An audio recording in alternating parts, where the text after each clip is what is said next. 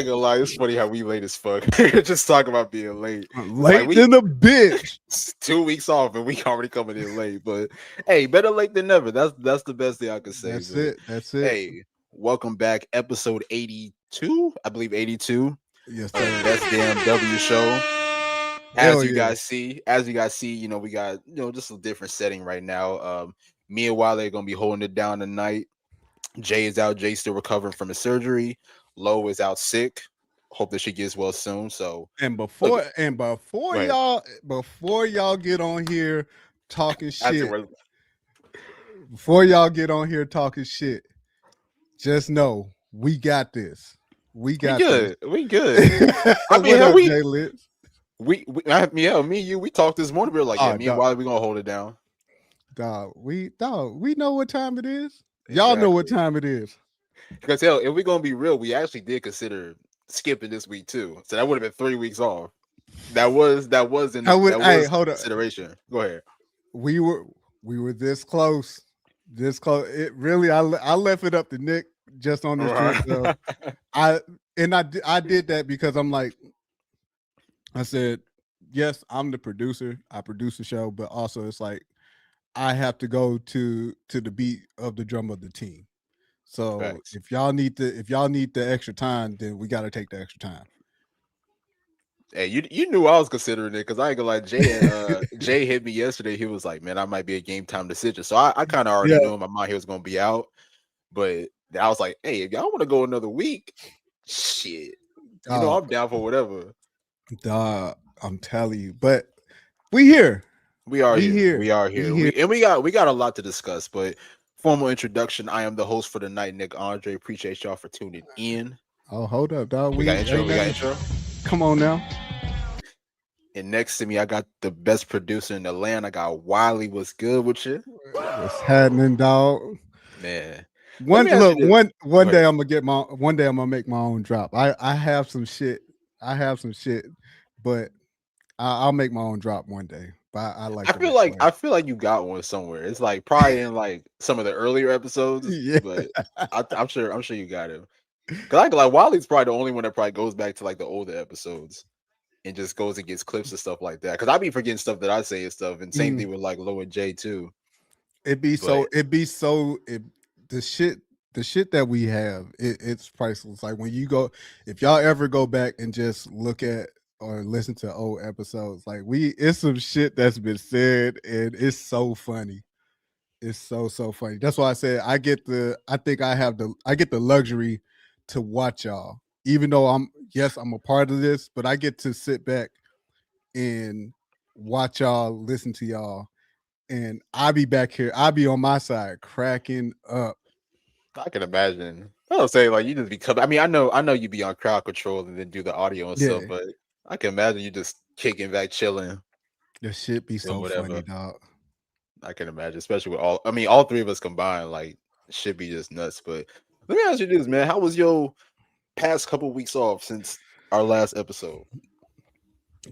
On the real, I kind of disconnected a good bit, especially from social media, just a little bit. Like I was on there, but not like how we usually are once we're in the thick of it. I took a step back for real and just relaxed.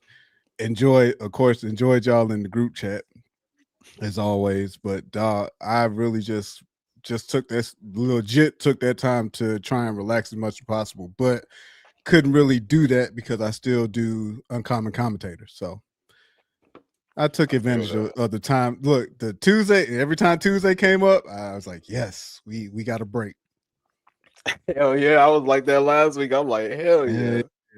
I mean, but outside of that, I mean, of course, for the people that do follow us and follow me, I did get to go.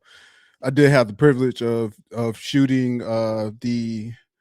the last preseason game for the Indiana Fever. So I'll discuss that a little bit further once we get there. But first WNBA game was very got some thoughts, but overall I enjoyed myself. It's basketball is something I love, so I can't necessarily complain, especially when I get to get in there and do something I love to do, which is photography. So Hey, just be cool, just be real and let them know them indie fans ain't about shit in real life.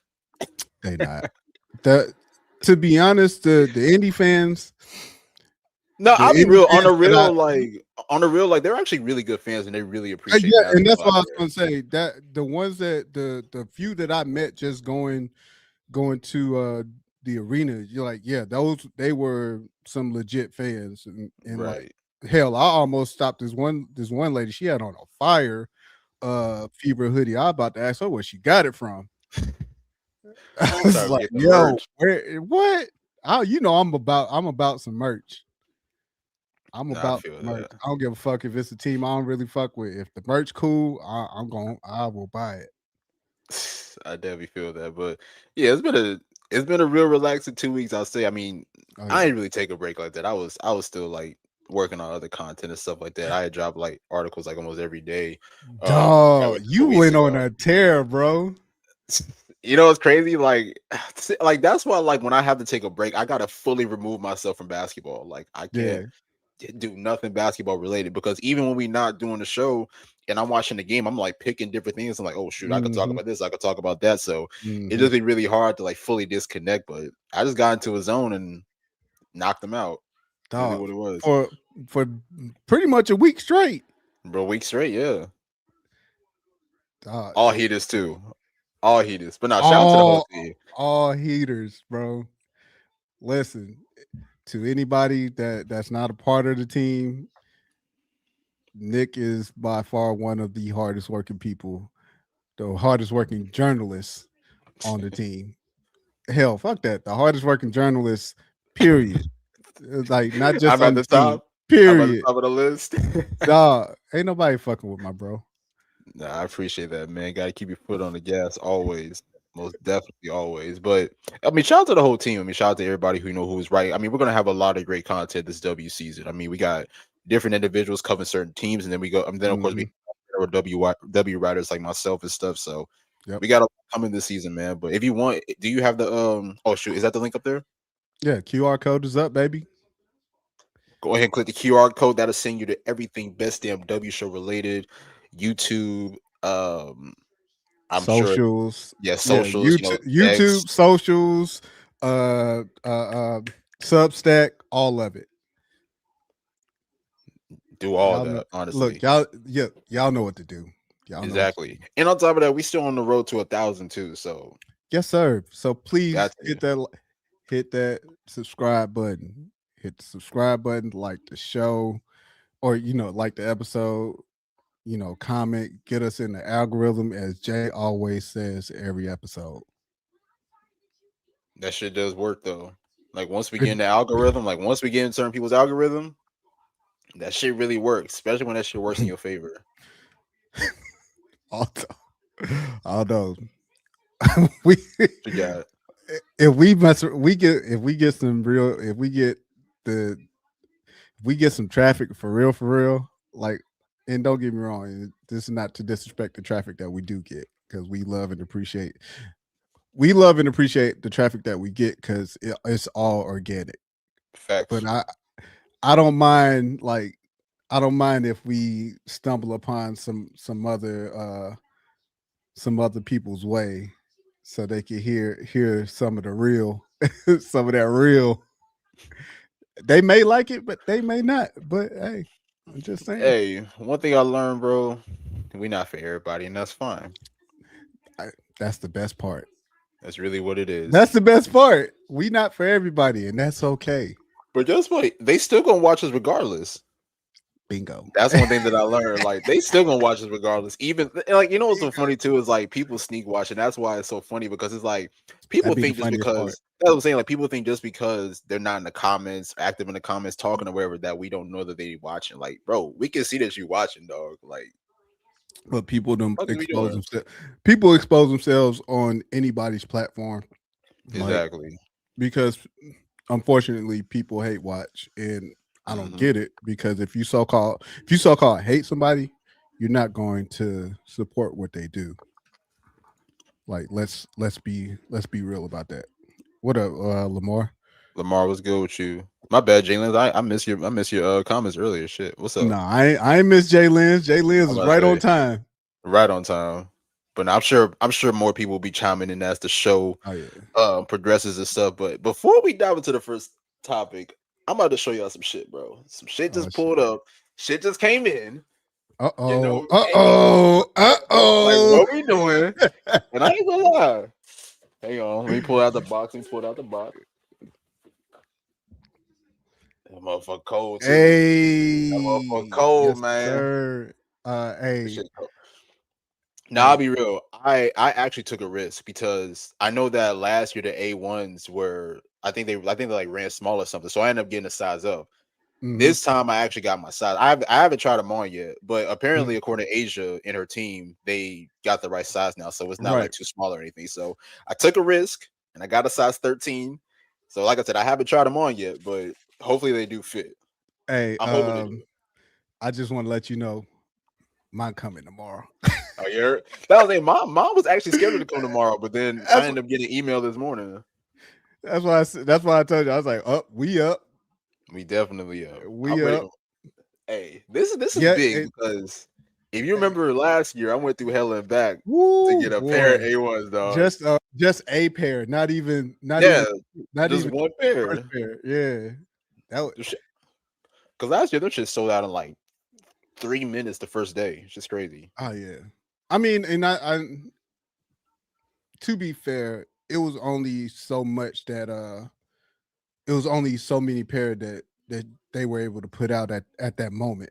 That's true, yeah. And Because I think it was like 300 or something, which is not a lot at all. Jaylen's, yes, I did. So I did hold that thought, sorry. Oh, what you got?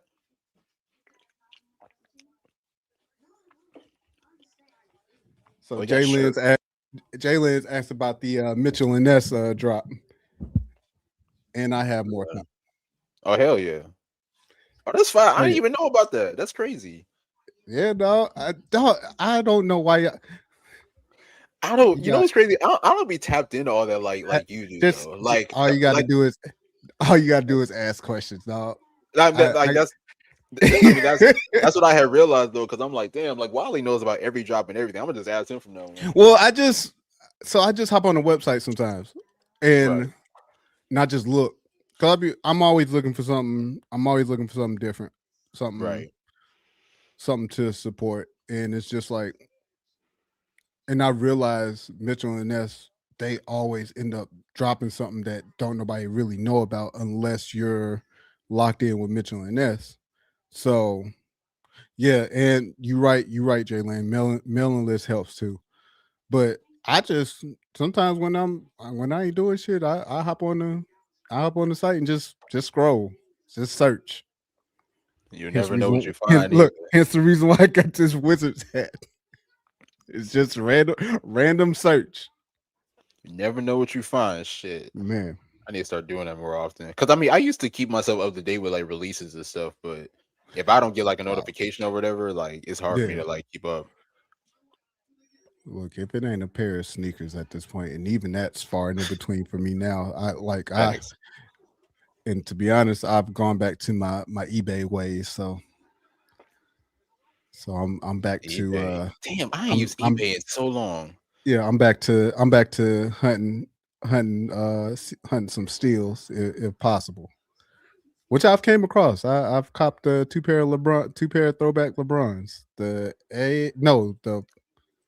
The sevens and the fours, the graffiti fours. The fours are nice. My favorite, I think my favorite probably the nines. I ain't gonna lie, the nines are hard. Yes. And surprisingly comfortable. As big as They you are know, comfortable. as bulky as the shoe is. I know we're getting a Hmm. little off topic, but Right. Just talking shoes or whatever. we just But right. right. But I mean, since we're here, let's go ahead and I mean, we're gonna talk about everything. I mean, this is pretty much like a WNBA preview show. We're gonna break down preseason, some teams that we're interested in heading into the season. And then of course I have my predictions that we'll definitely talk about a little bit later. But first topic, let's go ahead and talk about it. If you guys are not aware, it was announced this morning that Tina Charles is officially retired from the WNBA. I'm sure while you got the graphic up. Played, I believe, 15 years Yep. professionally in WNBA. Played for several teams. I'm sure people mostly know her for playing in Connecticut the first stint, then New York for a Mm-hmm. little while. And then of course, recently played for Connecticut again, and then of course played for Atlanta the year before Yep. that. So I'll be real. I didn't want to say anything about this until tonight. And the Mm-hmm. reason why is because, like, for instance, I woke up this morning, I ended up seeing the news and everything, and I even posted pictures of Tina Childs, just to, kind of like congratulations, but I didn't put a Yeah. caption on it. Yeah. And the reason why is because, there's a lot of new W fans that are not aware, but for those who don't know, this is actually Tina Charles' second time retiring. She retired the first time in 2022, I believe, when she was with Seattle, Mm-hmm. and then she ended up coming back. Like I said, played for Atlanta, came back, played for Atlanta, was really good in Atlanta. Then last year played with Connecticut. So as I saw the announcement, I saw her post on Instagram and her statement and everything, thanking everybody. I was thinking to myself, I'm like, did Tina Charles really go out on her own terms? Like, I know that this is her decision to retire, but did she really want to retire?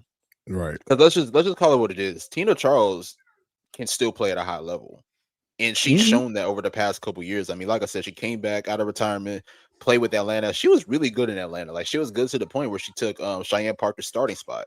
Yeah. That's how good she really was. And then went to Connecticut, even though that was kind of a head scratching decision for me to go for her to go to Connecticut, not because she can't play out there, but just because, I mean, that team's not in contention. Right. But even then, like, she was really good last year too in Connecticut. And so I'm thinking to myself, and hell, honestly, even if you didn't watch Athletes Unlimited, she was hooping there too, and that was like Yep. 3-4 months ago. Yep. So it's evident that Tina Charles can still play at a high level. Now, I was waiting for her to get signed to another W team, during free agency, but it just didn't happen. And I don't Mm-hmm. understand why, honestly, because I feel like there's a lot of teams that could still use Tina Charles. Like how old is she? Like 36, 37, something like that, maybe like mid late Something like 30s. that. So, Let me check. right, but even 37. I'm 37. saying, like, even at her old age, like, she can still hoop. She can still compete at a high level. And I mean, she's shown that over the past couple years. So I was thinking the potential of a team like Vegas could possibly use her. Hell, I wanted her to go Yeah. to Vegas last year. Like, y'all know Yeah. this. I wanted her to Yeah. go to Vegas last year because I'm like, her versatility against or excuse me, like with Asia Wilson in the front court, like that could take a lot of pressure off of Asia and really make the Yep. game easier for her. But unfortunately, that didn't happen. And then, of course, we see in free agency, nobody could pick her up. I'm like, Tina Charles is still good to the point where she can at least make an impact on a contender. Now, look, she doesn't have to be your first two or three options, but whether she's a starter or coming off the bench, she's going to be able to make an impact. And So, then also, but she's the perfect vet for your team, like exactly, for the younger players. I mean, she's been in so many pressure situations. I mean, you talk about, I mean, she won an MVP, Yep. and I believe her second or third season in The Connecticut was a 2012. Yeah, so I want to say that was a third year. If Yeah. I don't Yep. remember, but I mean, when you look at it, like I said, I mean, won an MVP in her first team with Connecticut. Then went to New York, was an All Star Mm-hmm. player. Like, Tina Charles has been in so many high pressure situations, and like, we've seen how her leadership has benefited like the younger players around her. Like, for instance, she was in Atlanta, playing next to Ryan Howard, Alicia Gray, and then you look at even last year with Connecticut, playing next to Sanaya Rivers, playing next to Anissa Morrow, and then like other young players as well. So Tina Charles has Mm-hmm. proven that she is a really great vet for a team. So that's why I do question, like, and look, I mean, I know that this is her decision to retire, but did she really want to go out this way? That's my Right. biggest question. That I think that's going to be something we'll find out later, probably later down the line. Right. I wonder if she goes into like coaching. I She feel could. like she'll be a great like assistant coach. And if she wants to, and then work her way up, work her way up to the head coach if she wants to be. But I just somebody like Tina Charles, man, that's one person. That's a hard loss right there for anybody, for any Yeah. team, because of the experience that she has, the knowledge of the game that she has. Like, that's something you can't replace. And I just want to read off real quick just a piece of what she had wrote. She said, "I'm very thankful for my career. Excuse me, I'm very thankful for the career that I've been able to have. The experiences I was able to have. I gave everything to this game, and the game gave me everything I needed to become who I am. So now it's just time to apply that same standard of what I've held for myself on the court to what's next." And I think that, of course, that's the $1,000,000 question: is what's next for Tina Charles? You know, Yeah, to me, I feel like this wasn't the way that she wanted to end it. Just my opinion, because right?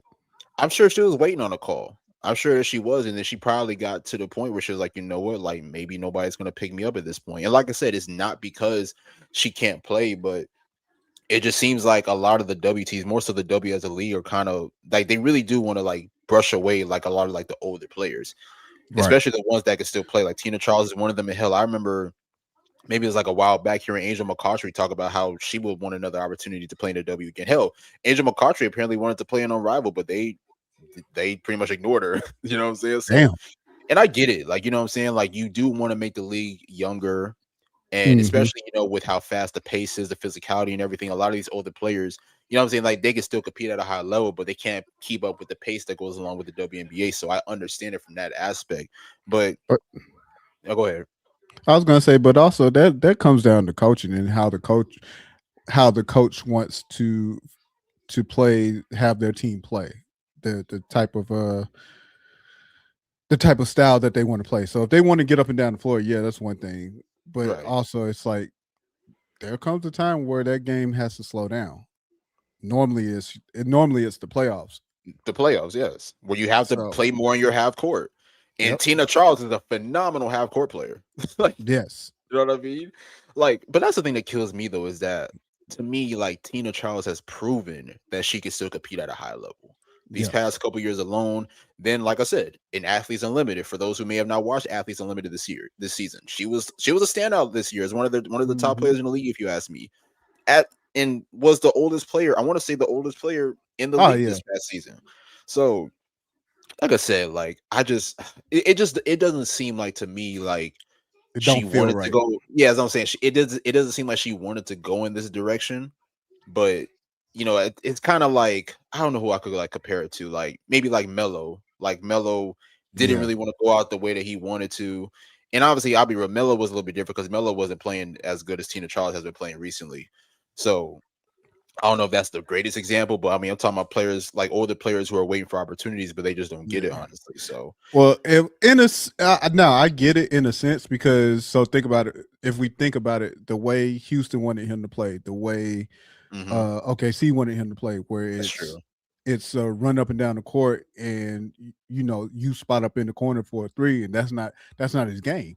Nah, We know his game is catch you in the triple threat, mid and range, it's yeah, either is I'm single gonna mid coverage. range you to death, or I'm gonna take you to the cup.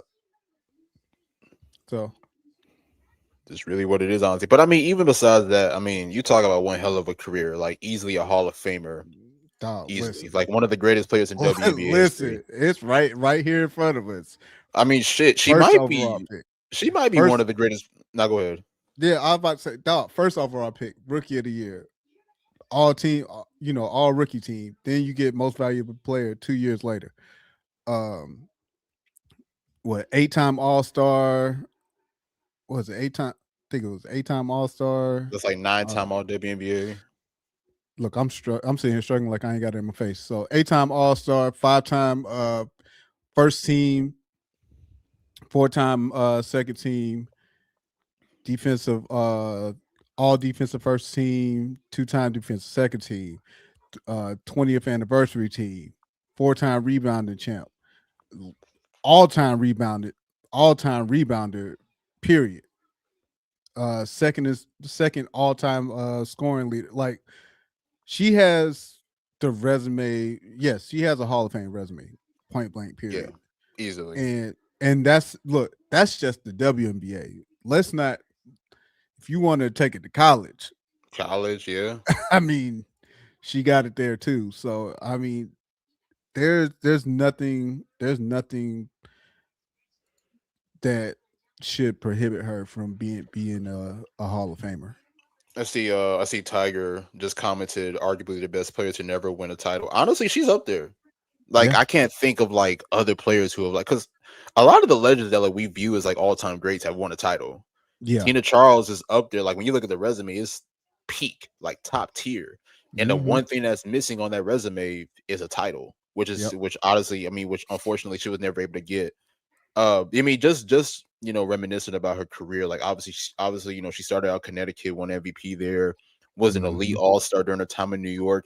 One of the things that I hate, man, like I still think about this to this day. Like, so I want to say it was like 2020. I want to say Tina goes to the Mystics, and I want to say this was probably the year after they just won the title. Yeah. Yep.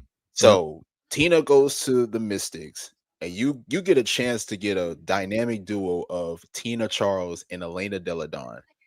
Unfortunately, we never got it because of injuries. I think Elena Deladon was dealing with like a major back injury or something like that, Mm-hmm.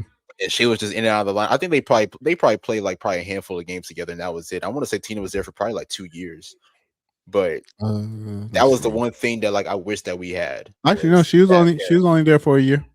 Oh, for 1 year? Oh shit! I Yeah, thought she was there 2021, and then she went on that she dipped to out. Phoenix. She went to How Phoenix, long though? then Seattle in the same year. I was like, Yeah, damn. yeah. I remember that because she ended up. I can't remember exactly why she left Phoenix, but yeah, she ended up leaving Phoenix. Then went to Seattle. She was on that same Seattle team that played the Aces in the playoffs that year. Um, but I mean, that's just something that I really wish we would have had. That was a pairing of Tina Charles and Elena Deladon together. I mean, you talk Mm-hmm. about two elite front court players, especially at that time. Elena Deladon was just coming off of a championship and MVP, so she was playing at her peak. Honestly, like arguably her best basketball of her career. And like you add a Tina Charles to that mix, but unfortunately we never able to see it. But look, that was the same year too, where Tina had led the league scoring again for a second time, I believe. So Yeah. at the end of the day, I do wish that we would have had that. But just overall, when you look at it, like I think the one thing that we got to give Tina a lot of credit for is just being able to adapt to like just different situations, different environments. I mean, like she showed us that she can go from being a first scoring option, an MVP caliber player, to even being like a veteran role player. Like we saw it in Yep. Atlanta, we saw it in Connecticut the past couple of years. So just her maturity and just her being able to adapt and just play different roles for teams was just really special as well, if you ask me. And I think that played a role into her longevity. So overall, great career for Tina Charles. Is it? Like I Absolutely. said, I mean, I know that she retired once before a couple years back, but then she ended up coming back. So who knows? But look, if this is it, what a hell of a career. Like you can't ask for nothing better than this. Like I said, like the one thing that's missing from that resume is a championship. And if she has That's it. that, who knows what type of conversations that she places herself in. Yep. I mean, again, congratulations to Tina Charles, man. Like, hell of a career. Just from, like I said, from college through your WNBA career.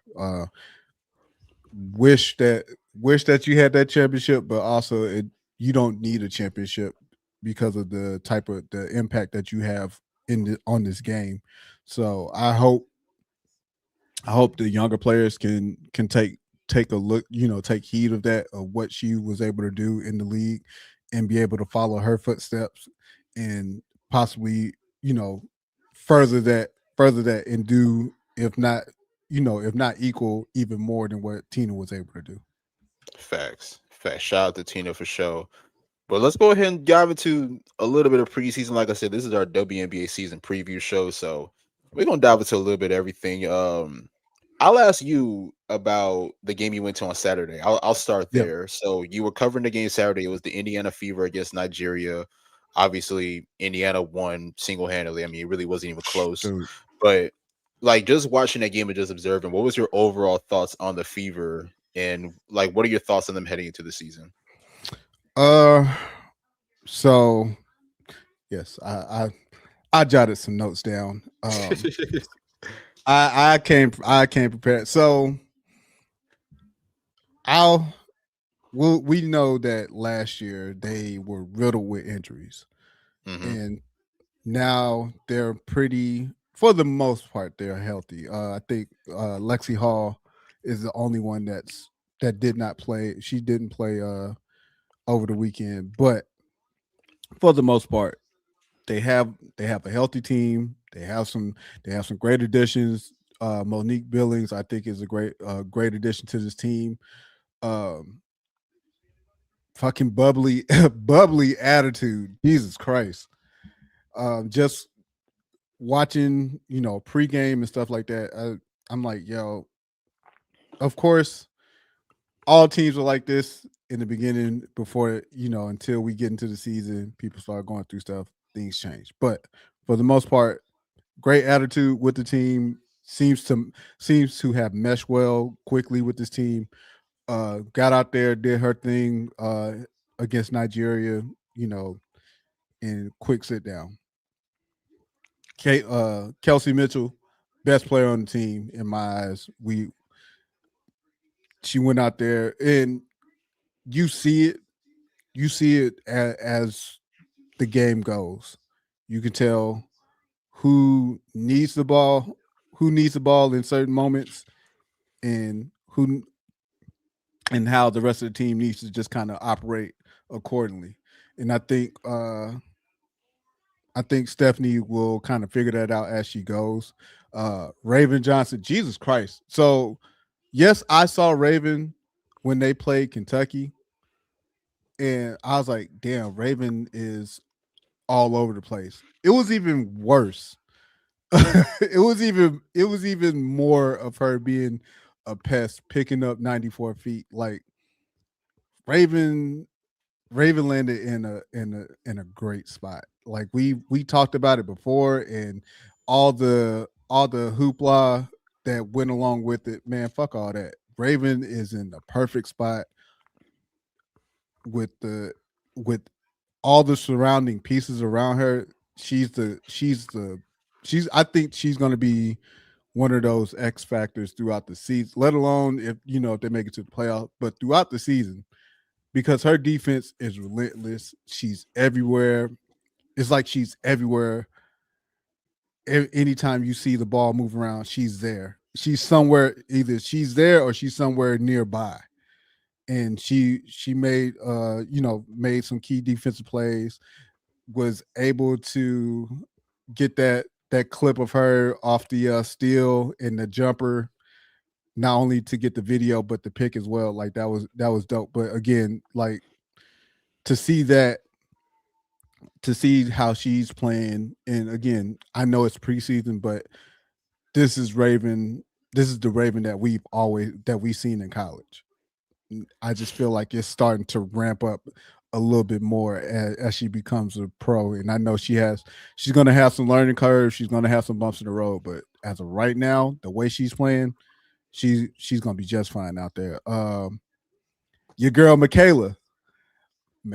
Jesus Christ, Timpton. man. Michaela Timpson, boy.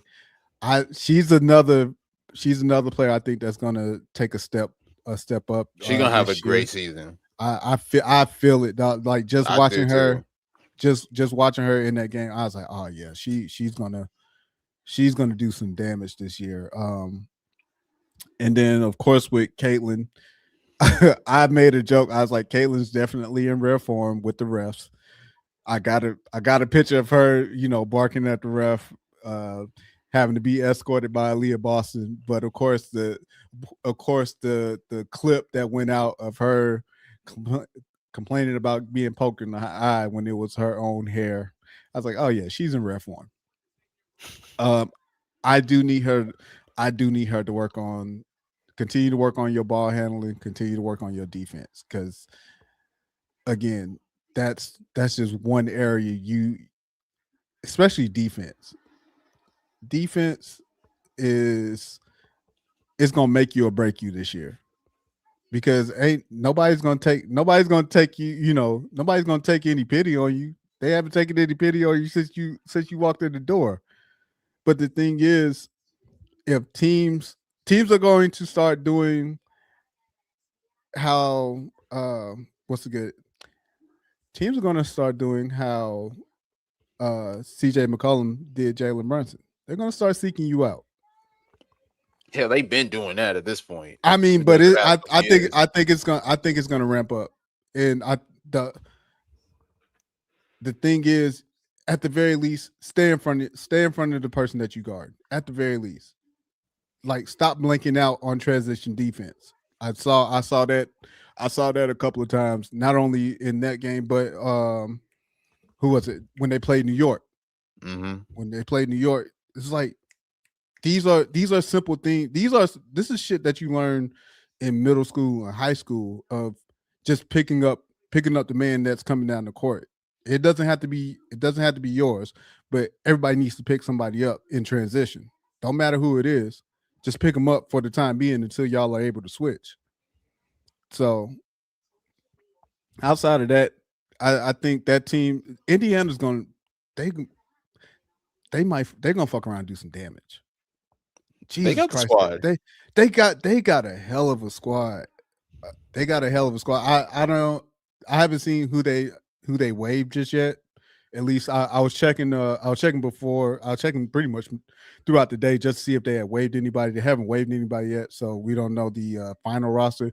But with the roster, even with the roster that they have, um, your key pieces, the key pieces that you got there, yeah, they look like a top five. They should be a top five team this year.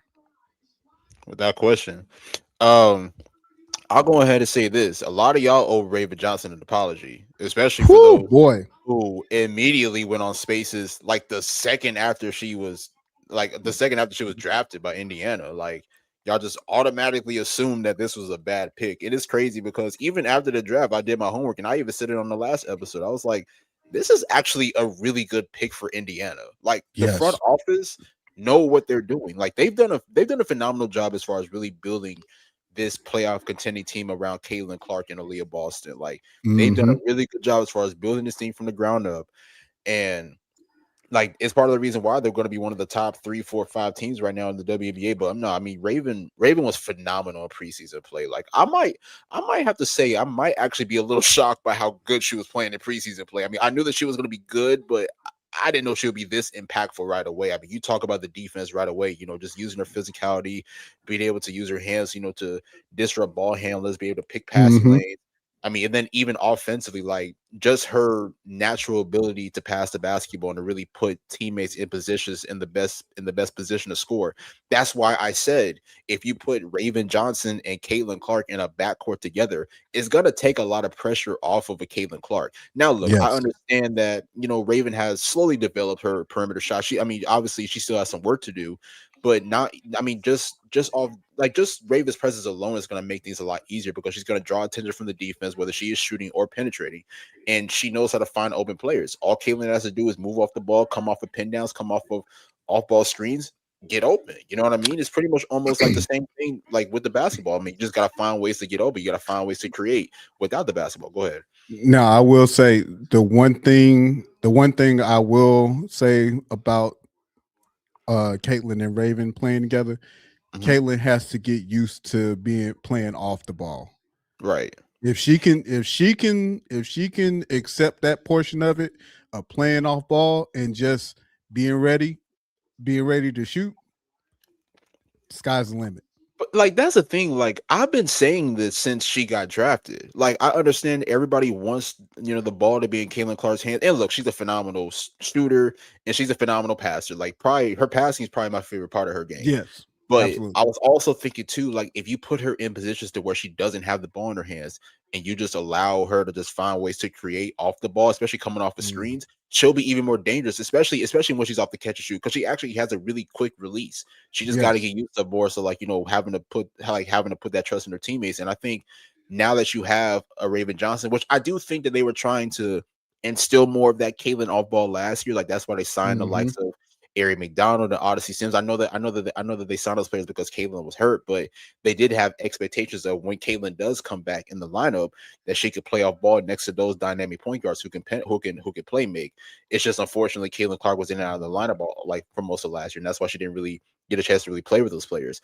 But now you have a young player, Raven Johnson, who this could be a great pairing for the future, honestly, like her and Caitlin Clark in the backcourt. So like I'll be real, Raven was one of the standouts to me for Indiana in this preseason. I Yeah. mean, I know that it's only preseason, but like I said, like I didn't expect her to make this big of an impact. Like I knew that she was gonna be good with Indiana, but for her to be this good through 3 preseason games is really good if you ask me. I Her mean, you talk. her and Michaela were the ones for me. And I was about to bring her up too, Michaela Timpson. Like just watching, like the thing about Michaela, like Michaela's has such a high IQ for basketball. Like she just understands how to be in the right positions. And then of course, Mm-hmm. last year playing next to dynamic playmakers like Caitlin Clark when she was in the lineup, but then even like Odyssey Sims as well. Like you Yep. playing with dynamic point guards who is going to put you in those positions. Now she's playing next to Raven Johnson. So Michaela Timpson just being in that dunker spot area, just being able to rebound and just be able to control the paint, I think is going to be really huge for them, honestly. And I saw a lot of people too. I want to say it was like right after New York, excuse me, right after Indiana's first preseason game against New York. They were confused as to why Maisha Hines Allen was starting over Timpson, which I get it. Maisha Hines Allen, she's a veteran. I get that. I'll be real. I would have started Timpson. I'm gonna be real. I probably would have started her, honestly, especially with Aaliyah Boston not being in the lineup at that time. Now, like I do know that Yeah. she's back now, but I don't know. Like it just seems like Michaela Timpson just knows how to be in the right positions at the right Yep. time, honestly. And I think that we're gonna see her have a really good year, if you ask me. But when you look at just the overall Indiana team, like healthy, like I'll be real, like they're in that conversation to me. Yes. They're definitely in that conversation. Now, look, I do know that the perimeter defense is going to be a little bit in question, obviously, because Caitlin Clark's on that side of the floor. But I mean, when you look at it from a talent perspective, like they got to be like I mean, I know that we're going to dive into my standings later, but they're in that conversation for sure. Yeah. Absolutely. Mm. Absolutely. I like what I see from the team. Again, I health is one, and then what Stephanie White decides to do, how she decides to play with these lineups as the season goes. I saw Lamar said that she could run a death lineup. My question would be to you, Lamar, what is that death lineup? What does he mean by death lineup? Yeah, like who's in the lineup? I guess But like I guess he means like their best players. I don't know, because but I'm trying to imagine. So Raven, Caitlin, I'll say a closing lineup could be Raven, Caitlin, Kelsey AB, Mitchell, Kelsey Mitchell. AB, and I don't know who else. I mean, maybe Monique Billings potentially. So it's gonna be a rotation of Monique, Michaela, and uh, uh, not Lexi. Like, oh, What's you talking the about Lexi Hole or Sophie? Sophie? Oh yeah, I forgot about her. Yeah, Raven, Kelsey Mitchell, I'm not mad at that. yeah. I'm not. Yeah, I'm I not. think like if you add Timpson and AB in the lineup together, it definitely elevates their defense. I mean, not Yeah, saying that Monique Billings wouldn't be good defensively next to Leah Boston, because I definitely believe that she can. But like the only issue is like with that lineup is great offensively, but I'll be real, like Caitlin and Kelsey Mitchell are kind of like the defensive liabilities in that lineup. And mm-hmm. that's gonna have to be an area where both of them are really gonna have to elevate their play on, honestly, because it's like you said earlier, like teams are going to attack them a lot more. Like we Yeah, saw it last year. Like there was a game in particular last year. I want to say it was Indiana played against Golden State, and Veronica Burton was just going at Caitlin Clark yeah, each and every time. So teams are going to figure out that formula of okay, on the perimeter, their point guard is a defensive liability, like more so in the starting lineup. So guess what? We're yeah. going to find ways to attack her. We're gonna find ways to blow past her with the first step. We're going to find ways to beat her off the back door. Or Like catch her on a mismatch. Like exactly, it's gonna be so many ways. They're gonna, and the crazy part, they're gonna test Raven too. They're gonna test Raven they're on going just to. on some rookie shit. Like, okay, you're the rookie. We're gonna test you and see how really good you are on defense. They definitely will. So that's going to be the big question: is the perimeter defense for Indiana. The interior, I'm not too mad at because, like I said, you got AB, you got Michaela Timpson, you got Monique Billings. So Mm-hmm. you have at least a decent amount of rim Oh yeah, protection. And on top of and that, Maish, oh yeah, Maisha Hines Allen too. But then on top of that, they also show defensive versatility too. Like AB can yep, switch, Michaela yep, Timpson can switch, Monique yep, Billings at times can switch. So there's a lot of defensive versatility in that front court for Indiana, and I think that that's where they're going to thrive as far as defensively is with the front court. But yep. the perimeter, I'm not saying that they're not going to be good, but that is something that is going to be in question. Like there is one question about the Indiana Fever is probably going to be the perimeter defense, but Yep. but now go ahead. They gonna be. I was gonna say they gonna be good though. They gonna Yeah, be good. they definitely will. To me, yeah. I mean, definitely in the mix. You know, another team that I was really interested in this season or excuse me, this preseason, and it's probably going to sound weird because they're not. I mean, they're not playoff contenders at all. Like, they're not even going to be in the mix. But I really like the Connecticut Sun.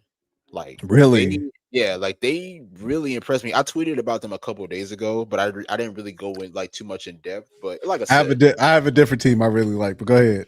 I got you. Yeah, but like I said, Connecticut more likely not going to be in playoff contention. We know that, but I do love the direction that the franchise is going, and I think we saw glimpses of that last year. Like, you know, what's crazy? I had to go back and like check out some of the stats. Um, the Sun only won like 11 games last year, but it didn't feel like it. And Right. honestly, it's weird. Like it's weird how like it didn't feel like it because they actually had some really strong moments. Like they beat there was a game where they beat New York by like 15. There was a game where they beat Atlanta. I want to say they beat Phoenix as well. So they actually performed well against a lot of like the top contending teams. But like I said, I mean, like this is just still a young, inexperienced team that that's still trying to figure things out. But just watching them in the preseason, like I just love the growth of all of them. Like Sanaya Rivers, like being able to step into that primary playmaking role, honestly, Mm-hmm. especially as kind of like a point forward with size and versatility. Like Sanaya Rivers is going to attack a lot of opposing team point guards just with her size and just Yep. with her athleticism off of her first step. Then you look at it on the defensive side, like you know it's crazy, like just watching her Unrivaled, like it really showed me how versatile she really is on the defensive end. Like, yes, she can guard backcourt players, but she also showed that she could hold her own against like bigs as well. Like there was a play in particular, I think that she did a really good job of containing Atlanta Smith. Yeah. And just having that defensive versatility at a young age like that, especially with this Connecticut team that's trying to move into a good direction moving forward, like I think that's gonna be really big for them. Anissa Morrow, like Anissa's gonna have a really good season. Anissa Morrow is I think gonna so be too. Anissa, bro, like just watching her, I even put that in my notes. I was like, yeah, bro, just her and Sanaya. yeah. I mean, just watching her, even at Athletes Unlimited, like the way that Yep. she's added the perimeter game to her offensive game, like that's gonna be really huge, honestly. I mean, she's knocking down the three, she's showing some creation off the dribble in the mid-range. Now, Yep. like I'm not gonna say that she's gonna be efficient all the time on the perimeter, but just adding that, you know, just being able to space the floor and open up opportunities in the paint for other players, especially if you're going to be in a lineup with BG. Like if you're going to be in a lineup with BG, who more so will more likely play with the back to the basket, that could open up opportunities on the perimeter, because even though BG is kind of like in an older age, like she's still going to draw a lot of attention just because of her size Mm-hmm. and her ability to control the paint. So that's going to open up some opportunities on the perimeter for a player like Anissa Morrow, who has shown that she can knock down perimeter shots now. So I'm going to be impressed with that, honestly. I do love the addition of players like Kennedy Burke as well. I think she's going to be really Yep. good for them this year. But like I said, Connecticut is not going to be in the mix as far as like a playoff contender. But I'll tell you this: I think they're going to be a very interesting team to watch this season. Yeah. I'm with you there. My team that I'm most interested in, the Washington Mystics. I love the Mystics. They are fun on and off the court. I'm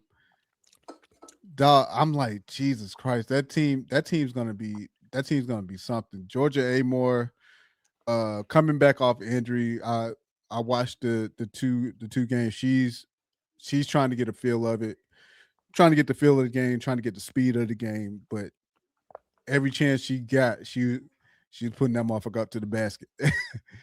um, Sonya Citron, I feel like she's gonna take another step. She looked It very was very really good. good. She looked really good during preseason. And of course, unrivaled help. Her playing under I'm telling people about anybody. Unrivaled. Like Yeah, anybody that played at AU and unrivaled, I look forward to them taking a step forward this year because of the fact that they got to get out there and gain more experience and get to play, play extra, more basketball, work on their craft, and exactly. try and fine tune their skills. Another another person on the Mystics that we discussed a little bit, and we were trying to figure out the pick. Freaking Cody McMahon. Cody McMahon, she was nice. Yeah, I'll give her credit. Dog. Anytime she was going downhill, you couldn't stop her. You can't stop her, and she looked like she's once the game slows down, she's going to get to that point where as she goes downhill, she's going to make sure she's making the right play, whether it's a pass or getting to the basket. Like, yeah, her and Lauren Betts, those two together, that's going to be, I think that's going to be nice. And that's the thing too. Like, I know people have a lot of questions about Coach Yo as a coach, but her allowing Cody to be like the primary like decision maker for Ole Miss this year really opened up a lot in her game. And I think that we're seeing it right now in the W. Like there was a few possessions where she was making some really great transition passes. Yes. And it was like she had it in her game, but we didn't really see it on full display when she was at Ohio State. She was more of like, power her way to the basket type, say control the boards, control the paint. And just her being able to expand her game at Ole Miss is what really help. Is really going to help her, her in her transition to the W. Honestly, so like I agree with you. Like this young Mystics team really impressed me. Honestly, I mean, you talk about they're gonna be fun to watch, though. They are gonna be fun. They're gonna be so much fun. Exactly. I mean, hell, even Kiki Iriafin, like Kiki, was phenomenal too. Look, like that matchup Kiki, with her and Angel Reese. She was bodying Angel. She was bodying Angel in that paint. She definitely was.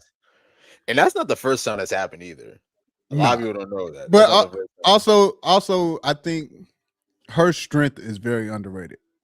She's strong. Bro, she's so fucking strong. You know what's crazy? I realized it last year because this is when they played Atlanta, and this is when BG was on Atlanta. She was giving BG some problems, and I'm like, damn, she's strong as shit.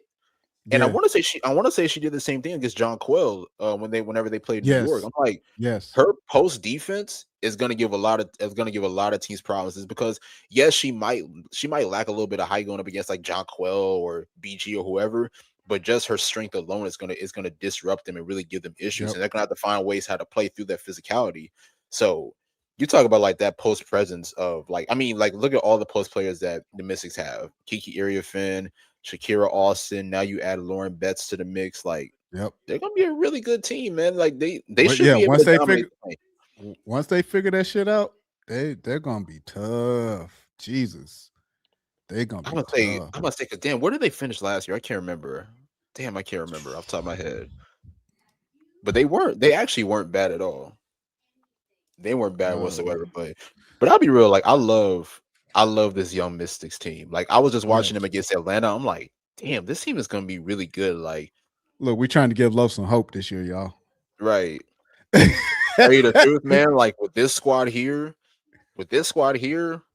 the future's looking bright. And look, I know it's preseason. We shouldn't get too caught up in preseason, but I'll be real, man. It was like they had a really good preseason, if you ask me. My biggest question that I might have though is like, I love Georgia Amore. I think that Georgia Amore is an exceptional scorer.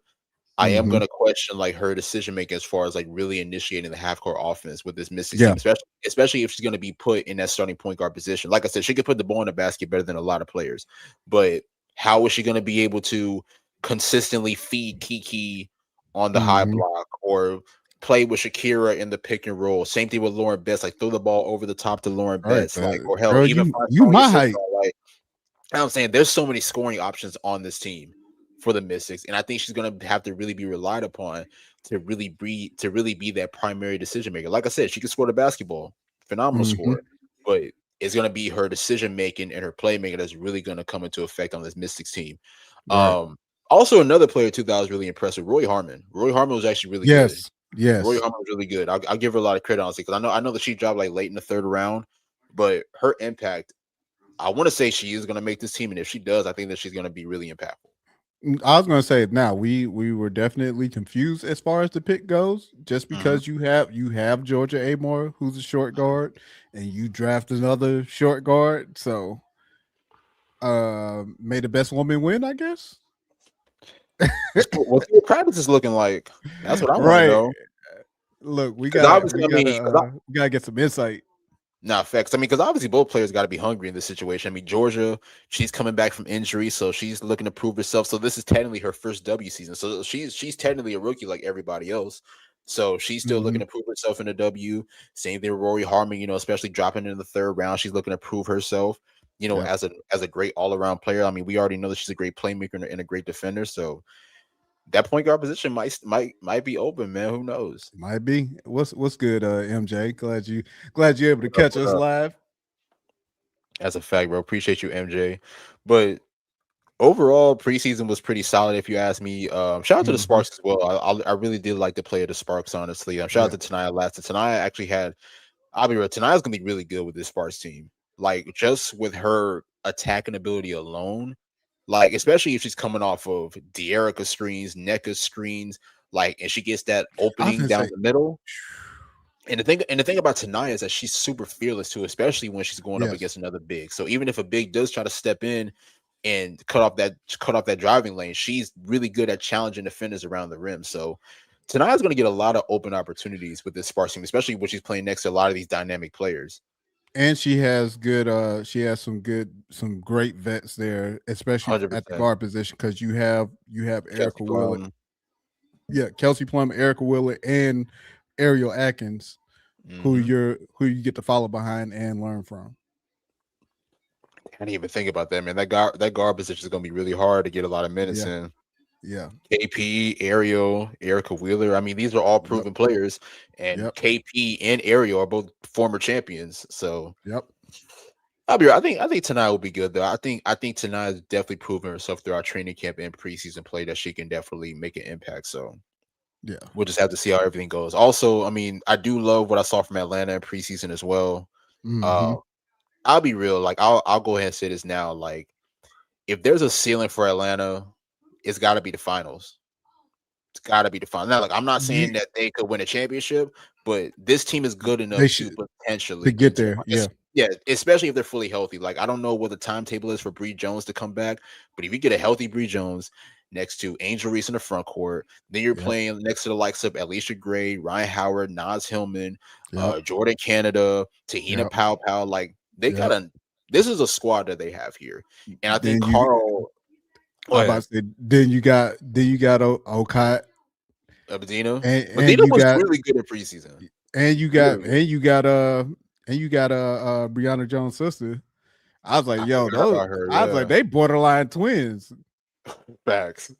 I But was no, I like, mean, that. like when you look at where Atlanta is now. I mean, you look at how the season went last year. Like they clinched the Hmm. third seed, had one of the best seasons in years. I know that they ended up losing to the Fever in the first round, but Yeah. now you elevate. You get one of the league's best rebounders, if not the league's best rebounder.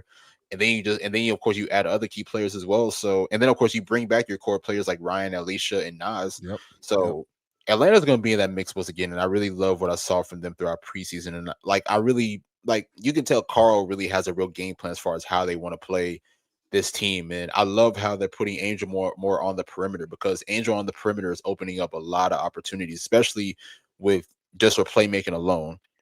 So I know people will more likely want to have Angel more so in the paint just because she's like such a dynamic rebounder.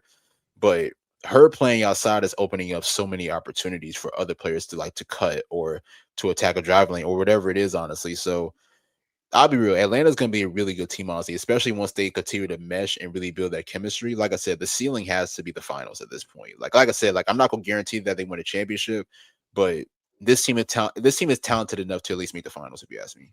I only got 3 words for Angel Reese: develop a midi. You do that, that opens up It so opens up a much. lot. It It opens definitely up so much.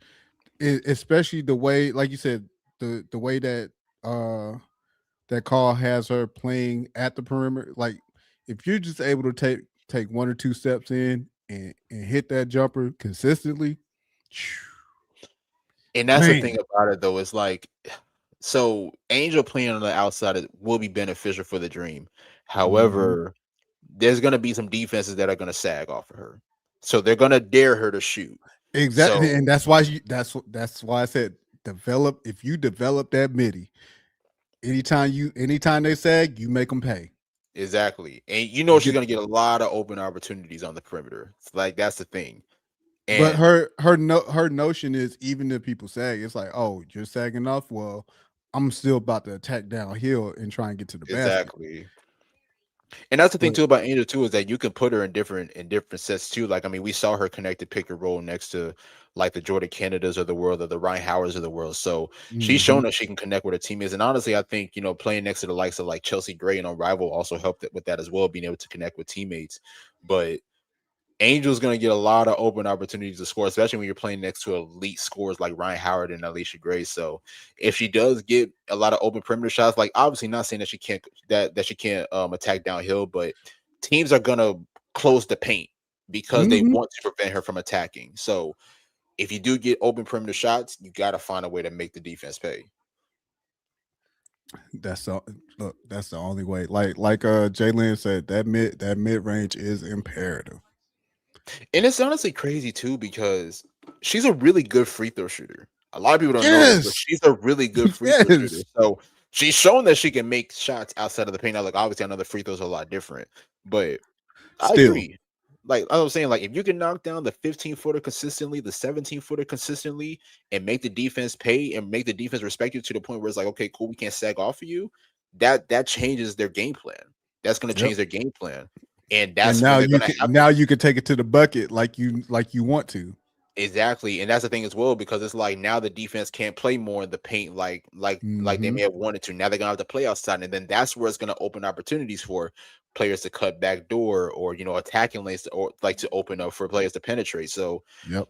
Angels perimeter game is gonna be super important this season for Atlanta. So, and I know that she's still developing in that area of her game, but if she could beat the defense on the outside, that's gonna open up so much for Atlanta. Who they got running point? Alicia. Either Alicia or Jordan Canada. I want to say it's Jordan Canada. Oh yeah. That's right. I want to say Jordan Canada. I want to Okay. say I can't remember the exact starting lineup, but I mean Because at least healthy starting lineup should be Jordan Canada, Ryan Howard, Alicia Gray, Angel Angel, Reese, Bree Jones. yeah, Healthy, healthy. but we'll see. But right now it'll be Nas Hillman. Now it's okay. I'm And, not mad at that. well, no, I'm saying for Bree Jones, because Bree Jones Oh yeah, yeah, yeah. She's not isn't healthy. yeah, she's not back yet. Which Nas is a good option to play next to too. And I think Yeah. Nas, people don't talk about Nas's ability to just like Nas has such a high IQ for basketball. Like she Mhm. knows just how to be in the best positions, whether it's playing in pick and roll or even whether it's playing on the outside and just feeding teams or feeding players with the entry pass or even knocking down perimeter shots. Like Nas is another important piece of this team too because she could be a jack of all trades. Like you could put Nas in almost any situation and she's gonna thrive in that situation that she's in. So that like that's what I'm saying. Like Atlanta is that good enough to where Yes. they can make something happen. They're They super really can. versatile. They are super versatile. It's just, Mhm. if Carl gets his team going the way that he visions it, man, the sky's the limit for them. Scott's definitely, but also, there's one player that we're looking at this year, Ryan Howard. Yes. I love Ryan Howard. Talented, great all around player. Ryan Howard's gonna have to be at her best, especially because I mean, let's just be real. The two scoring options are her and Alicia Gray. So at the end of Yeah. the day, everything's gonna run through them. They need Ryan Howard to be at their best consistently. We know Ryan Howard can go off on certain nights. Like she's proven it time and time again. But it's always going to be that consistency factor for Yep. me with Ryan Howard. So that's going to be big because honestly, I mean, let's just be real. In that Indiana series, she didn't really come through the way that a lot of people expected her to. Right. So now with this new Atlanta team, the expectations are higher. Yep. So that's gonna provide for her to be at her absolute best. So we'll see. Yeah. Because her and like you said, her and Alicia, the 1A, 1B. So Exactly. And although Alicia's just I continue to about take leaps. I about to say, because she gonna mess around. She gonna mess around and be in MVP conversations again. If I she think play she like she can. did last year. If she play like she did last year. And I think that's the thing too, though, like because Alicia's always been a great player, but to me, like I think the one thing that's kind of separated her from a lot of other players is just her leap defensively. Like I mean, she's always been a Yes. great defender, but just over these past couple years, like we've seen so much improvement from her on the defensive end, and I think it really more so just translates from effort. Like she's just showing more effort on the end of the floor to really create stops, play in the passing lanes, create turnovers, and just her effort alone to be able to set the tone for them. Like I think she understands that she can be one of their team's defensive anchors. And she really showed that throughout last year. And I mean, and I think that's part of the reason why she was an MVP candidate. So Alicia's going to be really important, obviously. I mean, and I'm really interested to see how she capitalizes off of her MVP caliber year because, like we said, I mean, she was in the conversation next to Asia, Alyssa Thomas, Mm-hmm. Lisa Collier. Like she was in that Yep. conversation. It's just that I just don't. I mean, look, even though she did have a good season, she didn't really have as good a season as Asia did, as Alyssa Yeah. Thomas did, or anybody else. But just her play alone, she was really good last year, and I really want to see how Absolutely. she capitalizes this year. So we'll see. Absolutely. Yes, sir.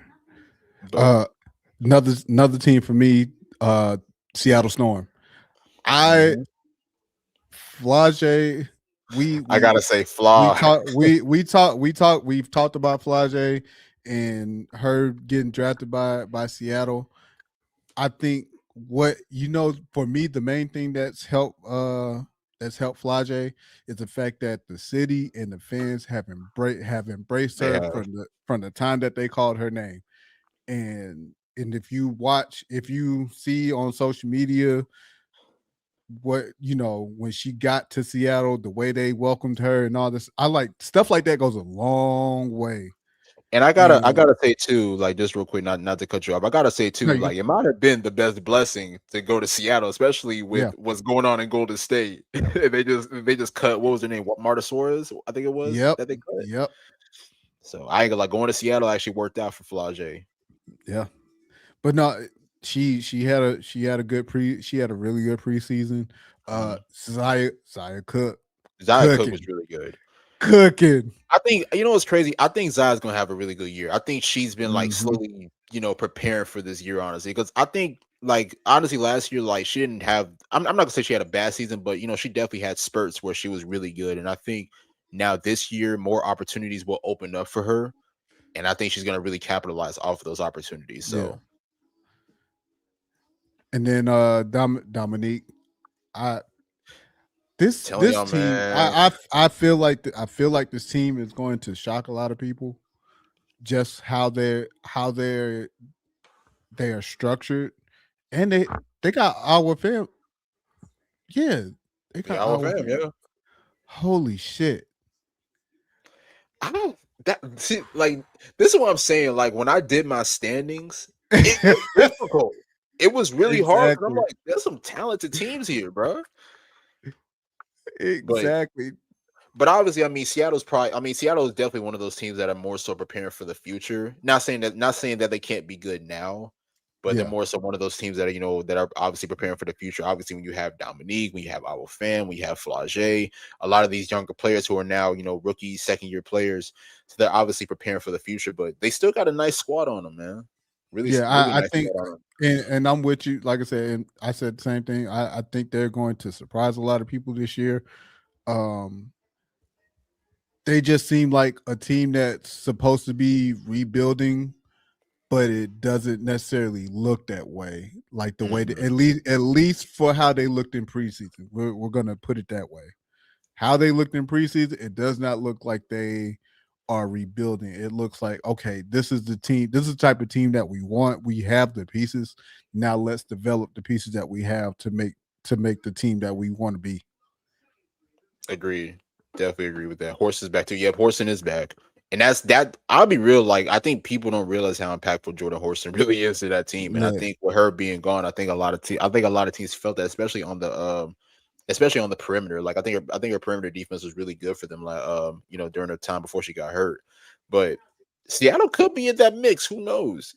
Honestly, like Hmm. we really don't know what to expect from them. It's like I said. I mean, like when you look at the roster and like all the young talent that they have, like they're obviously trying to prepare for the future, but they are a team that could be in that mix now. Like I'm gonna just be real. Dominique Malonga is that good to get this team to the playoffs. Yeah, She is that good, honestly. And look, I know and, that I and to know get that that experience, that unrivaled experience. exactly. That's where I was going with it too. Like, and look, I know that she's in year 2, but Damo's just different. It's just different, dog. And I feel And like we about to find out. we we all I about to feel like find out. I feel like we about to find out how different she really is. Right. Because I mean, you got to look at it like in a rival. She wasn't even like the first scoring option. It was Paige Becker. So now Well, this team, go ahead.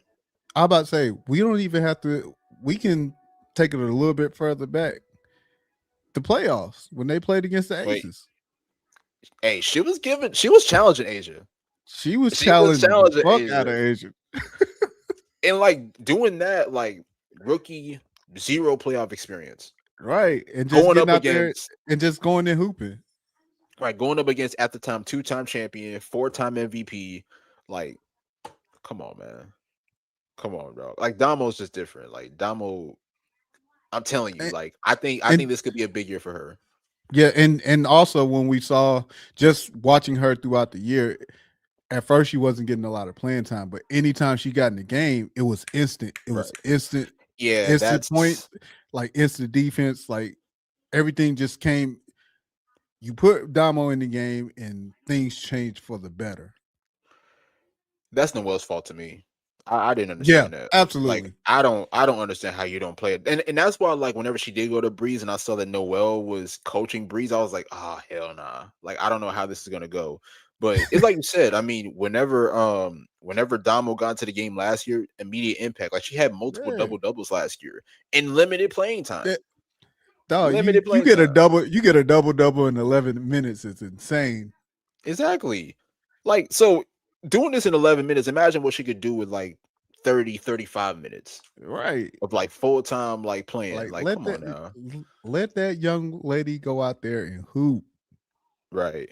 I don't know if there's any other teams that really stood out to me. Dallas was good. I'll say that Dallas, Yeah. I'll be real, man. Dallas is going to be very interesting this year. And I don't know if people are really paying attention, but this team, I'm not going to say they're like in that top tier list as far as like playoff contenders, but they're like right there, honestly. I mean, you talk about like the additions that they got, like they got a lot of key veterans like Odyssey Sims, Alana Smith, Jessica Shepard, Alicia Clark, like key veterans that can make an impact on this team. And you surround, I mean, obviously they got Enrique as well, but you surround them with the likes of Paige Beckers and AZ Fudd. Like, I'll tell you, I mean, Dallas is going to be really interesting this year. And like, even when I was working on my standings, I was like, when I look at them on paper, to me, they could be a top 6 team.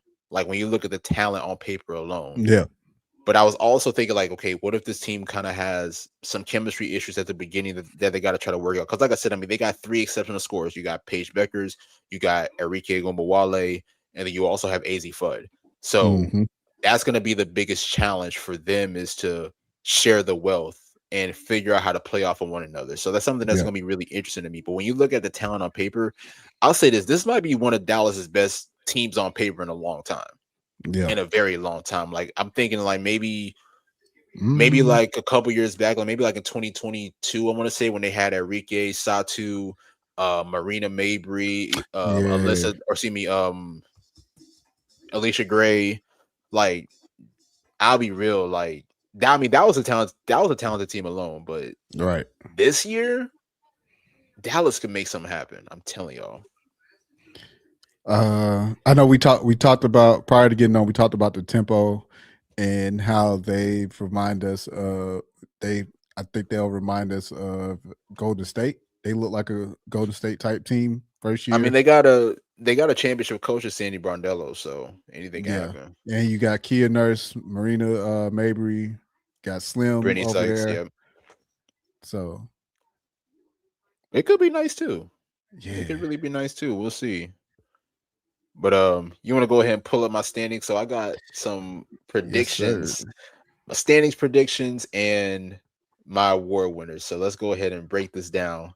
And I know y'all probably gonna kill me, but hey, I'm gonna just be real. This was really stressful. Like, I started making this list because I mean we talked about it like a couple weeks ago. Me, you, Lo, and Jay. And Mm-hmm. I was like, damn. And I just remember like I started working on it like a couple weeks ago, and I'm like, damn, might be actually really hard, honestly.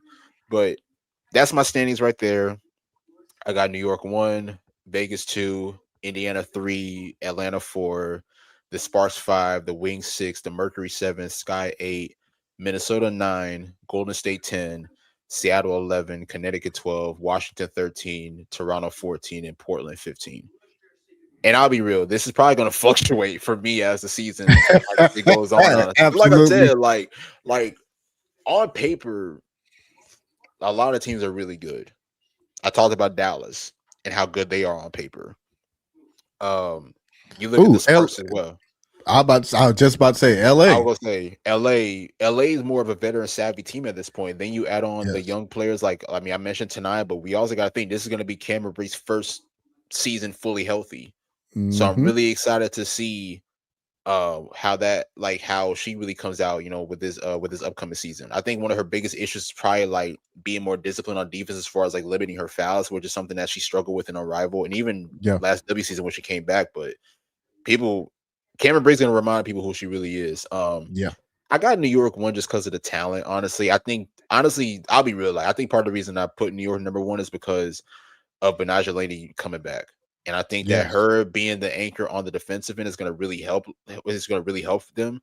And I'll be real, like they really missed her last year. And look, I know that they had Natasha Cloud as another defensive anchor, but Benaja Laney's just different with it, honestly. Like Benaja Laney, and on top of that, like Benaja Laney is also an elite two-way player, and I don't think she really gets the recognition for that. So you Right. combine that with Brianna Stewart, with Jonquel Jones, with Sabrina UNESCO and the other players. Like New York got a pretty decent squad. And on top of it, they got Satu as well. I'm really Satu. excited to see what Satu can do with this team. One play real quick. One player during preseason that took me by surprise was the player from China, Hang Yu. Han Yu, yeah, she's nice. I ain't She's gonna lie. She she nice. has a jumper. She got a She has a turnaround too, dog. God dude. damn. She has a nice jumper. She can move like she can like move. She can move laterally. Like she can get up and down the floor with like I I was like, hold up, who is that? And why am I just now finding out about her? Because she can shoot. She can shoot that motherfucker. She can shoot it, yeah. I mean, there was some possessions where she was playing high low with Jonquel. And I'm like, Yes, yo, if y'all can have that this season, like that's gonna really be good for New York. they Uh need it. exactly. But yeah, I got New York 1. Vegas at number 2. I think Vegas, obviously, with them being the reigning champs, they're obviously going to still be in the mix. They got the best player in the world. You brought back your core players, Asia, Jackie, Chelsea, but then also other key players that you add on. I mean, I'll be real. Like, I love Kennedy Carter on this team. Like, Yes, Kennedy Carter is going to be a huge impact, especially in the second unit. And I do like one thing that I do love about this signing is that I think I saw a quote from Becky about Kennedy, and they're pretty much going to be patient with her. Like they understand that this is a new situation. You're playing with a championship franchise, so obviously the expectations are a lot higher compared to her situation in Chicago, compared to her situation in LA before that, and even during hmm her rookie year in Atlanta. So I'll be real. Kennedy's going to be really good with this team, honestly. And I think that she's going to play well next to the likes of Jackie, Asia, Chelsea, just with, her scoring ability. She's an elite mid-range scorer. She's an elite attacker. Like one thing about Kennedy is that she can switch gears and like really change the pace of the game whenever she does have the ball in her hands. And I think that's something that doesn't get talked about enough. And like her first step alone, especially going like blowing by defenders, is going to be really good for them.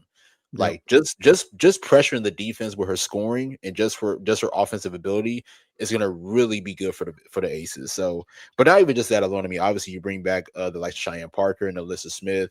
I did like the production of Stephanie Talbot with her shooting in this preseason as well. So, I mean, let's just be real. I mean, Vegas is going to still be in that conversation. I know that last year kind of got off to a slow start. Hopefully, that same doesn't happen this year. But right. Vegas, regardless, Vegas is still going to be in the conversation just because of the experience and the team that they do have. Indiana number 3, I really like that. I think the biggest thing is going to be health for them. If they hmm can stay healthy, then I think that they'll definitely be in the mix. Atlanta, the same thing. Health is going to be a really big theme because even with Bree Jones, I remember last year Ryan Howard had missed some time as well. Yep. So just being healthy and just having that consistency in the lineup. Oh, yeah, same thing with Jordan Canada. Jordan Canada also be in and out of the lineup. So just being healthy is going to be really big for Atlanta. Like I said, I mean, on paper, they have what it takes to be a finals team, but it's all about staying healthy and then, of course, building that chemistry. Um, LA at number 5. I don't know if I have the too high or not, but I do think that like when you talk about like this is a team that has a lot of experience. Neka's a champion. De'Erica's a champion. Kelsey Plum Mm-hmm. is a 2-time champion. Ariel Atkins is a champion. Like this is a team like they kind of went from like being in, I don't, that's weird. You know, it's kind of weird because it's like when I look at the Sparks last year, like I don't know if they were really in a rebuild direction or not, because it's like you had your young players with Cameron Brink and Rakia Jackson, but then you also had your veterans like De'Erica, like Kelsey Right. Plum, like Azari Stevens was there last year. So it was kind of weird to like really pinpoint what direction they were going in. But now this year, it kind of looks like to me like they want to put themselves in position to be a playoff team. Like Yeah. the NECA signing alone kind of makes me think that, especially with how well NECA was playing in Seattle. So if they can make it all happen this year, I think they could be at least top 5, top 6. I think that I'll say they'll probably fluctuate between like maybe top 5 and 7, And maybe. they got Ray Burrell in the Ray tuck Burrell too. too, yeah, an I forgot. elite Ray Burrell. I forgot about her Yes. too, honestly. So the Sparks would be really good. I think people should, look out for them. Like I talked about the Mystics at 6. The Mercury are going to be one of the bigger questions, honestly, just because like I don't know, like I don't really know about their Wings at depth 6. this year. Yeah, the Wings at 6, Mercury at 7. Yeah, the Mercury is going to be a real Yeah, question for me with the depth. I was looking. So I was looking at that when you sent it to me, and I was like, I had to go look at this roster, Mm-hmm. and I kept looking. I'm like, yo, like where is, like you said, where's the depth? Where's your depth going to come from? Because I And mean, they make outside of your big three, I mean, your big three is Alyssa Thomas, Dewana Bonner, Kalia Copper, and then you probably mhm, have Wu, Sammy Whitcomb, um, Monica Koa Akani is yeah, back, I believe. got So who else is on there? Tasha Mack, Oh yeah, Natasha Mack. Oh, I Natasha, forgot. and then I the mean, rest. they'll be decent. I think 7 is appropriate for them because, like I And said, I then mean yeah, the they rest are 1 year players and rookies. So exactly. So I mean, I think 7 could be appropriate for them because I do think that they have the star power to at least get into the playoffs, but I don't know if I could put them in the same tier as like the other top 4 or 5 teams. right, Chicago at 8. This one was also interesting too because like as much as I loved the offseason transactions for the Sky, I didn't know if I should put them higher, if I should keep them where they're at, but definitely expect Chicago to be in the playoff mix. If you ask me, I don't know if they'll yeah, actually make they the got a playoffs. hell of a roster. They got a hell of a roster, man. I mean, you talk about, I mean, the backcourt of Skylar Diggins and Natasha Cloud now, Yeah, insane, literally insane. And then on top of that, I'll be real. I mean, I know that I'm gonna dive into Rakia later, but put the ball in her hands.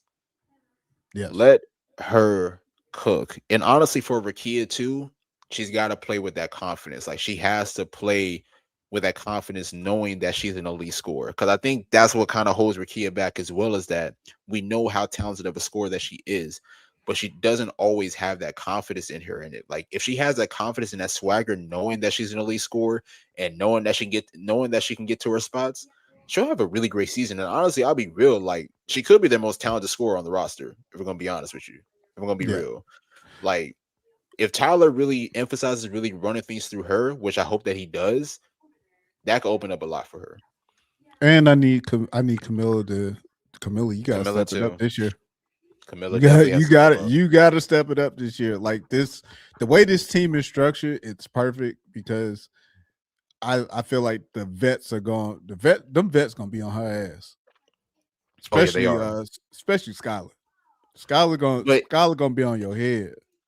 and that's the thing too about Camilla, because it's like she has that dog in her, but you gotta pull it out every time.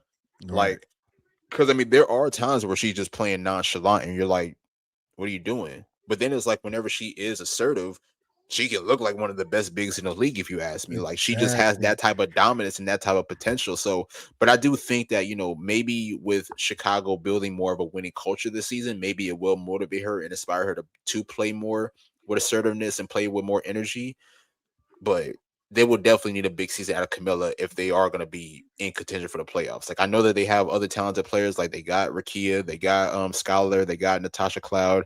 They're going to get Dejanay back eventually, but Camilla is one of the biggest pieces as far as them really being like as far as them being able to make the playoffs. I really want to see her like have a year that type of year. It's just like, okay, yeah, Camilla. She could. That's the thing. She could, but it's just tough. Like she just gonna has to play see, dominant. dog. Like she just has to play dominant. And that's all I'm at with it. It's like, yo, we gonna see because you definitely like everything has changed, but it's changed to a point where now you have a ton of vets at this point now that can help guide you in the direction and get you to play the best basketball that you can play. It's all up to you to go out there and prove them right. That's really what it is. I mean, at this point, she got all the tools to be great with this Chicago team and help put them in position to be a playoff team. Like I said, she's got to be one of the bigger pieces as far as them really getting into the playoffs this year if they do have a chance. But we'll just see it. We'll just have to see what type of energy she comes out with. But Minnesota at 9. The reason why I got Minnesota at 9 is because I don't really know the timetable as far as Nafisa Collier coming back. They're saying sometime in June. We'll see. And if she does come back around June or maybe earlier than that, then that could put them in position where they could potentially, contend for a playoff spot. But I'll be real, like Minnesota lost a lot of key pieces this year, bro. Like losing Alana Smith, losing Jessica Shepard, losing Dejanay Carrington, like those are huge pieces that you're losing this year. And that was one of the biggest things from Minnesota was their depth, because even during the time where Fee had missed time due to injury, they were able to keep themselves afloat because they had tremendous depth. It wasn't just Courtney Williams. It wasn't. Oh yeah, same thing. Natisha Hydeman is in Seattle now. That's another big loss. I forgot to talk about her. So that's gonna be one of the biggest things about Minnesota is that, like, yes, they have Nafisa Collier, yes, they have Courtney Williams, yes, they have Olivia Miles up there, but losing those key role players, I think could play into effect for them this year. Yeah.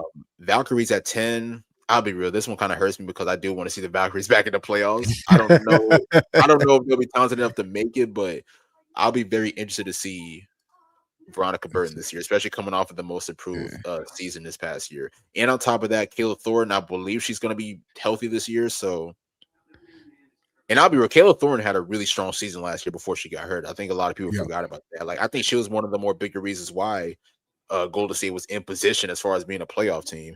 But the Valve should be good again. Yeah, and then they also picked up Gabby. They also picked up Gabby Williams. Yeah, I forgot about that. Yeah. And that's actually a big. That's a big pickup.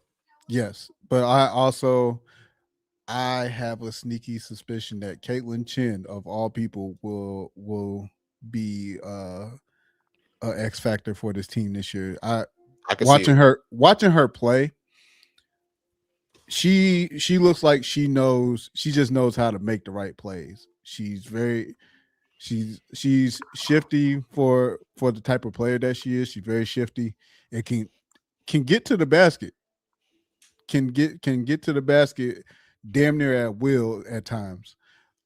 Can shoot it consistently. I feel like with if she's able to come off the bench and provide a consistent spark, like she'll mess around and be she'll be a great six woman for that team. Yeah, I'll be real. When I saw Caitlin Chen in college, I knew that she was her. Like there's just something about her. I think it's really just her confidence. Like she just plays with the utmost confidence, and it's like even Jay Lynch just said, like she was really good at AU this past year. And I think honestly, like playing with this Golden State team, and I think Natalie has a liking for her too. And I think Natalie's gonna make sure that she gets a lot of open opportunities to score the basketball. So yeah, Caitlin Chen could make a huge impact for this team. Who knows? Jalen said I'll switch Golden State to anonymous. I'm not mad at that. Not mad at that at all. The biggest thing is like that's kind of like the biggest question for me with Minnesota is like when is Fee coming back? I mean, I know that we talked about the depth that they lost this past year, but it just all depends on when Fee can come back. Like healthy Fee can definitely put them in position to at least compete for a playoff spot. But depending on her timetable to return, and look, I think Olivia Miles could have a really good season. Same thing with Courtney Williams, but they're not a Fisa Collier, respectfully. Nah.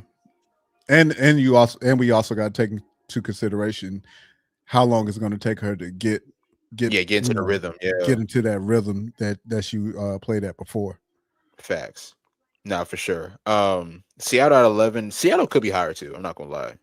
I mean, I know that we talked about Seattle earlier, Yeah, but they could definitely be higher, especially with like depending on what like what type of season that Dominique Malonga has. So them, I got them at 11, but I don't know. We could move them up. Who knows? Connecticut at 12 is appropriate, or hell, you can really switch Connecticut and Minnesota either or. Honestly, I think that they're both kind of like in that same tier as far as like talent wise, young talent, but then also on the rise as well. And then Toronto and then Portland at 15. I'll be real. What's crazy? I actually like these two teams. I actually like both Toronto and Portland.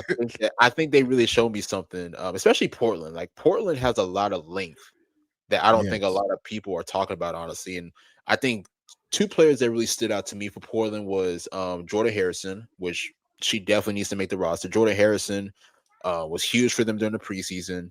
And Sarah Ashley Barker too. Like Sarah Ashley Barker has some really good moments for them, during preseason. So I was really excited about her. They got another girl score. Yeah, we definitely know. I mean, hell, Alabama, so yeah, we know she can score. Exactly, and also she can playmake too. I think that was like one underrated part of her game last year when she was with the Sparks was her playmaking. So I think that'll definitely play a role with them as well.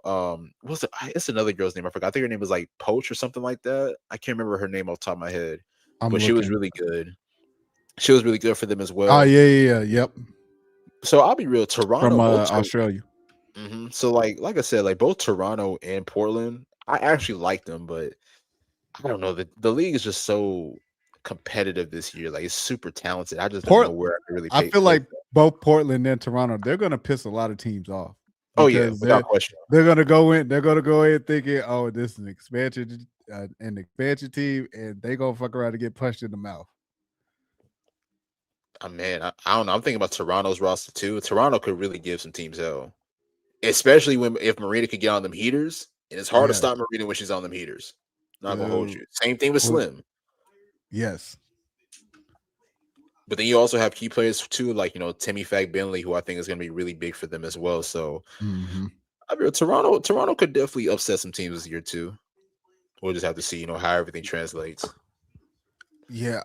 Like I said, when I saw your list, like I said, Phoenix, I had questions about. Minnesota was the obvious with Wnba coming back, and I think it's going to be a shuffle.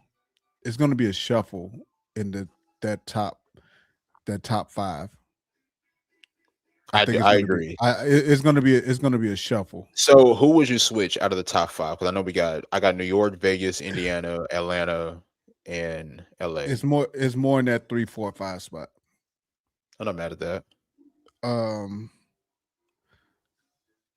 And again, I think it's just more so. I'm going to have to see these teams in the first couple weeks to get a better gauge, because we can't get much of a gauge from preseason. Most players don't play more than damn 25. Most starters don't play more than about 20, 25 minutes. So, but biggest question, I feel like it's gonna throughout the season, it's gonna be a constant shuffle in that 1 through 5 spot. Hell, last year, like I think it was like 2 through 7 was extremely competitive. Like it was like at least like 1 or 2 games behind. Like you could lose one game, be the 3 seed, now you down to the 7 seed. Like that's how tight the race was. Like it's crazy. And of course, not to mention with the Aces just going on their tear after the All-Star break. Like it was like, all right. So, I ain't gonna lie, Aces do not have the same start that you had last year. Please do not do it. Do not do it, man. Look, for our timeline's sake, please don't. Exactly. And I don't think Ages. I don't think Ages is gonna allow it. Nah. Obviously, but if there's any team that I'm questioning in particular in the top five is probably gonna be LA, just because this is the newer team Yeah. compared to like the other four teams. Like I mean, at least with the other four teams, like they kind of already established. Like Vegas is established, New York is established. Indy, even though they were hurt last year, but they kept their core group together. Caitlin, Yep. Aaliyah, Kelsey Mitchell. Same thing with Atlanta as well, with Nas, Ryan, and Alicia. Mm-hmm. So LA is kind of like the newer team that has the talent, has the experience, but may not have the same chemistry that the other teams have. So that's going to be something that's really going to be challenging for them. It's like just being able to adapt to their new roles and their new situations, and just really be able to like thrive off of one another. So, but if they could figure out, I definitely got them top five. Yeah. All right. All right, and we got So you what want we to got move now, on the to awards. awards? So we got Okay. awards. So This was hard too. off the muscle. I mean, best in the world. Until Greatest of all time. until somebody can outdo her, I don't blame you. I ain't gonna lie. If this woman gets a fifth MVP, no more arguments. I mean, there should be no more arguments now. I mean, right. But at this point, keep your mouth shut, bro. For Keep real. your mouth shut. Rookie of the Rookie year. of the I'll be year. real. This one, I think Olivia Miles can be good enough to get rookie of the year. Like, I don't know what to really expect out of Minnesota, but I think Olivia's gonna have a lot of golden moments, honestly, especially with Fee possibly out for a significant amount of time, and you Yeah. can really put the ball in her hands to shot create, to play make. I think Olivia Miles could definitely win rookie of the year, but we'll see. She gonna have a lot of turnovers. I need focus. Without Try and question. keep and I'm not saying that to be funny. Like watching her in preseason, I'm like, you're moving so fast. She is. I Like think you're that's moving. kind of like, I think that's something that she's gonna have to adjust with too. It's just kind of like, and look, I understand that the league, like that the W is way faster than what it is in college, but you still got to play in control at the end Yeah. of the day. Because I watched, like I said, I was watching her and I was like, yo, like she's moving so damn fast to the point where you got to figure out how to get this game to slow down for you just enough. Like you can still move at your speed, but you got to get the game to slow it down so that way you can see how the flow of the game is going and then control it. Right? Isn't Lindsay Whalen on the sideline for Minnesota? I think she is. Yes. That's Shout out gonna to help a Lindsay. lot. I love me some Lindsay Whalen when I she love was Lindsay Whalen. oh my god. Man, Yeah, that he was. that alone is gonna really help Olivia as Yep. a primary decision maker. Like, you got Lindsay Whalen, one of the greatest playmakers of all time in W Yes. history, on your Yes. sideline. It's gonna be huge for them. Should be a big help. Six I'm Women of not the Year, Nas Hillman. I mean, come on now. I mean, now I'm look, I not mean, mad. Nas. That was, I mean, Nas will probably start for a good amount of time at the beginning of the season because Bree Jones is out, but Nas off the bench is instant energy, like the Absolutely. anchor of the second unit. And she's definitely gonna hold that spot down as far as Six Women of the Year. Yep. Most improved. Most So I'll be improved. real. This one was hard, man. This one was really hard, honestly, man. Like, this was probably the one that I was really stuck with. Mm-hmm. And the reason why is because I'll be real, like Dom could really have one of those seasons. She could really have one of those seasons now. You're in Seattle. I mean, Mm-hmm. obviously you're in Seattle. Now everything's running through you. You know what I'm saying? Like, you don't have to worry about, playing third option, fourth option or whatever. You don't have to worry about, playing limited playing time. Damo could have one of them seasons, man. Especially if she gets Seattle to the playoffs. Like, if there is a chance Seattle gets to the Oh yeah. playoffs and she's their best player, she could definitely be in Yep. that most improved player conversation. Now, as for Rakia Jackson, same thing. New situation in LA. I do think in a way that, or excuse me, in Chicago, I do think in a way that LA kind of held her back. And I think now with this new situation in Chicago, to where, like I said, I mean, I think she has to be the most talented scorer on that team, if you ask me. Like, even though Yep. Chicago has a lot of great players, like, I don't think a lot of the players on the team can score the basketball like Rakia Jackson does. So running everything through her and allowing her to really be the focal point offensively, if she can have a strong season, and like I said, even with Chicago potentially making the playoffs, like if Chicago can potentially make the playoffs and she's leading the charge offensively, she could be in that race too. So Yeah. these are my two picks that I don't know who to go with. I know that there's some other players that could be in the race as well, but these are two that I'm expecting to have really big seasons. And hopefully we get to see Jay and Lowe's list as well when it comes to this. Facts. As we And go on. Coach of the Year, Carl Smesco. Got to get it. Who won it last year? Was it did Carl win it last year? Shit. Or was it Natalie? I can't remember. I want to say it was Natalie. Hold on, let me look. I think it was Natalie, but I don't know for sure.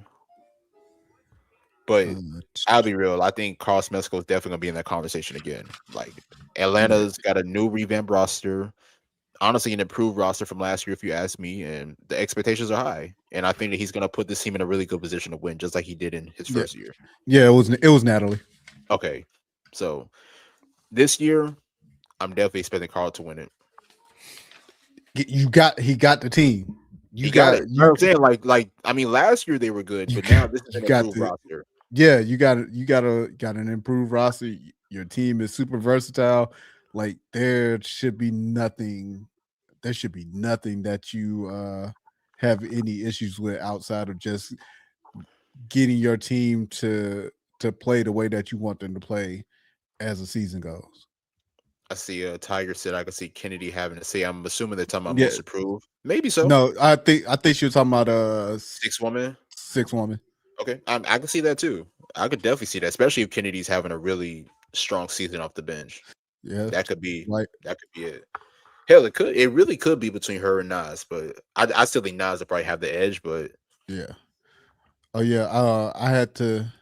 I started a comment because of course we did not forget about preseason. Excuse me. Oh, you wanted us to talk about freaking the Wings? Nah, the preseason game. I don't really care to talk. I mean, it was a blowout. Nah. I mean, I'll be real. I mean, I think Caitlyn and Paige had some strong performances, especially in the first half. Yeah, but also those games again. It's preseason that we're talking about, and it's not like we got to get the full game out of both Caitlyn and Paige like we would have wanted to. So exactly. Now look, Saturday, that's gonna be the matchup to look at. That's the first game too. Oh yeah, I'm locked in. First game. I didn't realize that was the first game. Yeah. Hey, I think Saturday's a nice little slate. Who is that? You got Chicago and who's that? Portland. Chicago and Portland. You got Phoenix and Vegas. This is Saturday in Dallas and Fever. Friday to kick it off.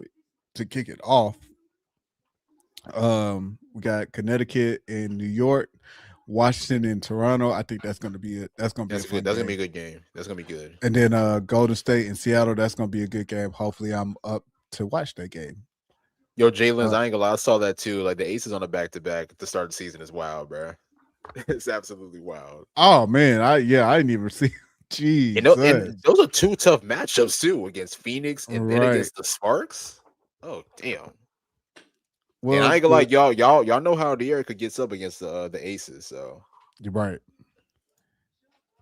But we'll see. But that is that it? We got any, as far as our awards? Look, we got anything? What was your thoughts on the awards, though? No, I like the awards. Like I said, Asia, you having Asia for MVP and Defensive Player of the Year. Hey, to be the man, you got to beat the man. Or excuse me, to be the woman, you got to beat the woman. Pretty much. I mean, it's tough because Fee is out, because we know Fee would be in this conversation. So it sucks 100%. That she's out. I'm trying to think from a defensive player of the year side. I'm trying to think who would really stand out like that. Alana Smith probably again. Yeah, Alana Smith. She could be in that conversation. She'll be in the conversation. I want to think of because I ain't gonna lie, like most times like defensive player years mostly go to like bigs and stuff. I'm trying to think of like a guard that could be in the race. Shit. Fuck, Alicia Gray. Oh yeah, her too. I think she could be in it. She could definitely be in it. Might be. I mean, obviously, Natasha Cloud is an exceptional perimeter defender too. Yeah. Jalen said Raven Johnson. He said, "Fuck it." Hey, go for it. I'm not mad at it. If we gonna be real, I don't know if she's gonna be in the race this year, but definitely in the future she's gonna be in there. yeah, I can see her. I can see her winning it at least once. Yeah, I mean, I'll just be real too. And I'll be real. Like, I went back and I watched some Asia film from last year, like a couple weeks ago, and I'm like, I really don't think there's a defender better than Asia Wilson in the league. Like, you talk about like her rim protection is phenomenal, and I think the one thing that stood out for her last year was just her ability to switch. Like, I mean, she was obviously good. She was obviously good on switching, like, in previous years, but to me, it was just to me, it was like a bigger standout this year, or to me last year compared to like her earlier years. And I think that she did a really good job as far as like, really holding her own against guard players. And I'll be real, like, I just don't think there's a defender that's better than Asia Wilson right now. Like, I mean, there's other exceptional defenders. Like, I mean, we talked about Atlanta Smith, we talked about Alicia Gray and others, but to me, like, they're not as versatile in my opinion as Asia Wilson. I mean, she's different, just all the way around. Different. She's just different. She's definitely as of right now, she's definitely one of one, and that's no exaggeration. It's just more so like when you put her in what she's done compared to anybody else that's been in the league just as long as her, it doesn't compare. Not at all. Oh, another player just came up to me though that could be in the DPOY conversation. Aaliyah Boston. Yes, she could be in that conversation too. And MVP. See, the thing, like, I think talent-wise she could, but I don't know how Indiana's gonna play this team. That's the biggest question. But we know Aaliyah talent-wise and dominance alone could put her in that race. But fuck it, I feel fuck it. I'm putting her in both. I'm putting her in the MVP. Okay. I'm putting her in the MVP race and Defensive Player of the Year because of what especially of what we saw from Unrivaled, and I'm like, we know it transfers over. I'm gonna be honest. We know it transfers over. That's what I'm saying. Like, I've been watching Aaliyah Boston for a long time. I think Unrivaled was her best basketball, dog. That's the best basketball she's ever played. And I've like I said, I've watched Aaliyah, South Carolina, then of course the early years with the Fever. This year in Unrivaled was just different. It was just like a different level of dominance for her. And as we expect, she's going to translate that to the W season. And if she could put everything together, she's going to have some really monster games. Yes. Yeah. Yeah, I can't think of anybody else especially from defensive player of the year.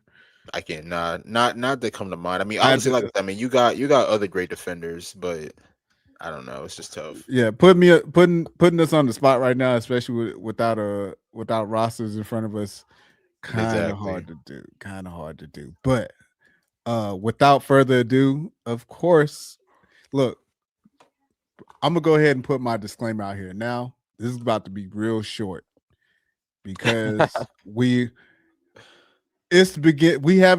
season has not officially kicked off yet, but nonetheless, we still gonna hit y'all with it.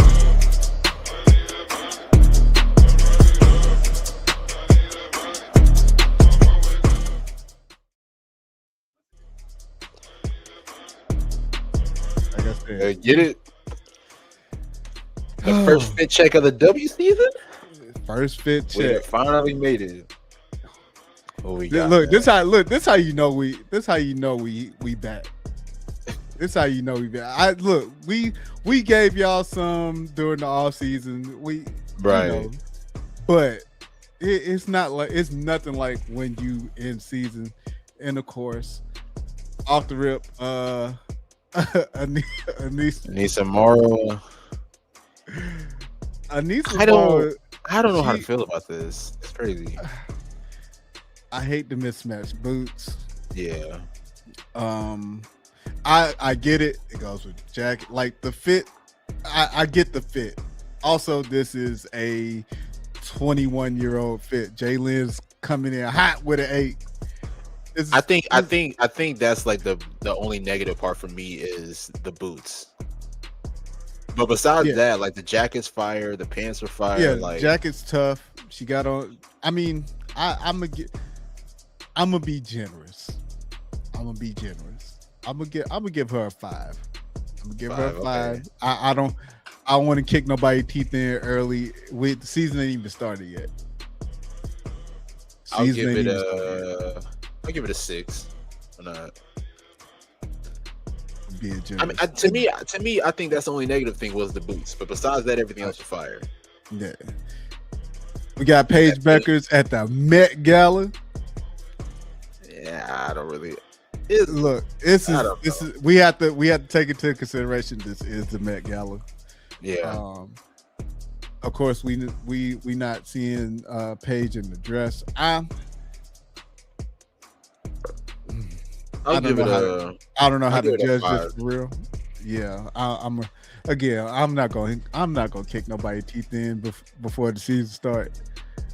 Hard 5. 5 is all around. It ain't really my cup of tea, but you know. Yeah. Hey, I mean, like I said, it's Met Gala, so. Damn it! This shit didn't say the. I fucked up my damn. That's okay. Oh shit! Is it all we got today? Oh shit! Nah, this not all we got today. 7. I don't know. Nah, I still got us, y'all. It's crazy. Like that page fit is not like. It's not bad, but it's not like great either. Yeah. To me. Next, we got Angel Reese. I'm not mad at this. This is not bad. This is not a bad look. I like. Looks like a lot to carry though. Shit. Hey, that's why they got people there to do that for. Exactly. Damn. I'll give this. She got the bangs. I'll give it an 8. Ooh, 8. I give it a solid. I give it 7.5. Not bad. I like it. I like. Yeah, I like it. It's not nothing terrible. I'm still mad. I'm mad that my goddamn slides didn't say the way that you wanted it. Yeah, man, they did me wrong. And then, of course, nonetheless, Asia Wilson. I love gold. I'm not mad at this. I like the dress. I guess they painted her hands gold because those aren't gloves. Those aren't gloves, yeah. Hey, skin is glowing. I'll say she is moisturized, boy. Skin is glowing. Got the finger waves for the hair. I give her an 8. I give her an 8. I'm gonna go 8 too. I'm gonna go 8. She definitely prepared for this, man. Yeah. I was trying to figure out what the theme was. You know, normally there's a theme for the Met Gala. Met Gala, yeah. I don't know what the theme was. You know what the theme was for the Met Gala? Huh? The word art. Where art? Oh, okay. So, yep.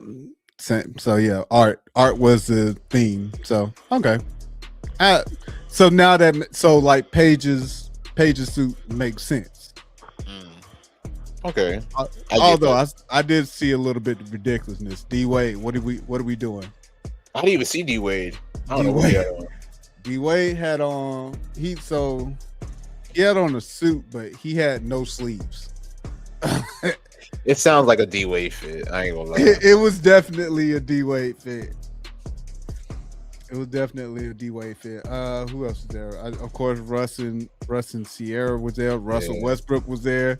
Westbrook, yeah. Offense said, if y'all follow me, y'all saw what I said Russ was doing in the Met Gala.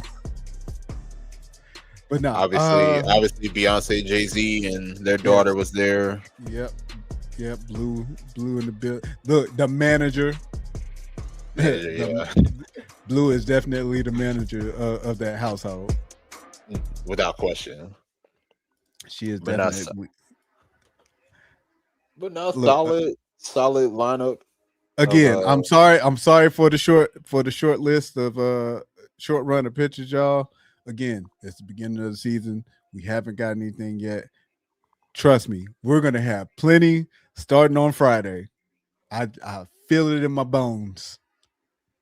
a lot of bad ones too. I ain't gonna hold you. I already know. Listen, I still need I need to make I need to make a blooper reel of the best damn fit check. Fact. Cause we got some good ones. Cause I ain't gonna And lie, that unrivaled Monique tunnel was atrocious. Monique Billings gave us everything we needed. And Multiple then times some. too. You're right. And then some. That's why I was like, yeah, I gotta look. Don't worry. I'm gonna go back and clip some stuff Nah, and that's a fact. put a good reel together. But no, great show, man. Great Great show. We're fucking show. back. We're back. We are Uh back, y'all. we're not in full force, but we are back. He said something about hey, knock out Jay. Keep the jokes coming, dog. Cause Not facts. boy, you've been on it. You've been on it. Definitely. But nah, glad to be back. The season Yes, is sir. finally here. I'll be real. I love this time of year. It's crazy because it's like at one point we didn't even think that we were gonna get a season. Like that's how crazy all of this is. And now We we're didn't just a think couple of look days away. from there, and then we didn't think we was gonna get a break until we was like, nah, we about Yeah. to take this break. Not facts. Jay hit us up in the group chat like, hey, y'all want to take a couple weeks off? I'm like, hell yeah.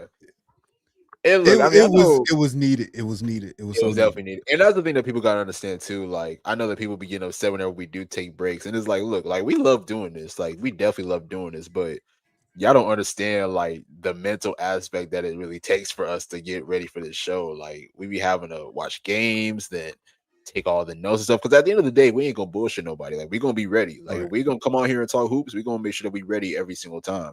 So just getting those couple weeks off was definitely beneficial. And now I I feel got like I got to go ahead. do my part. Exactly. I have to like.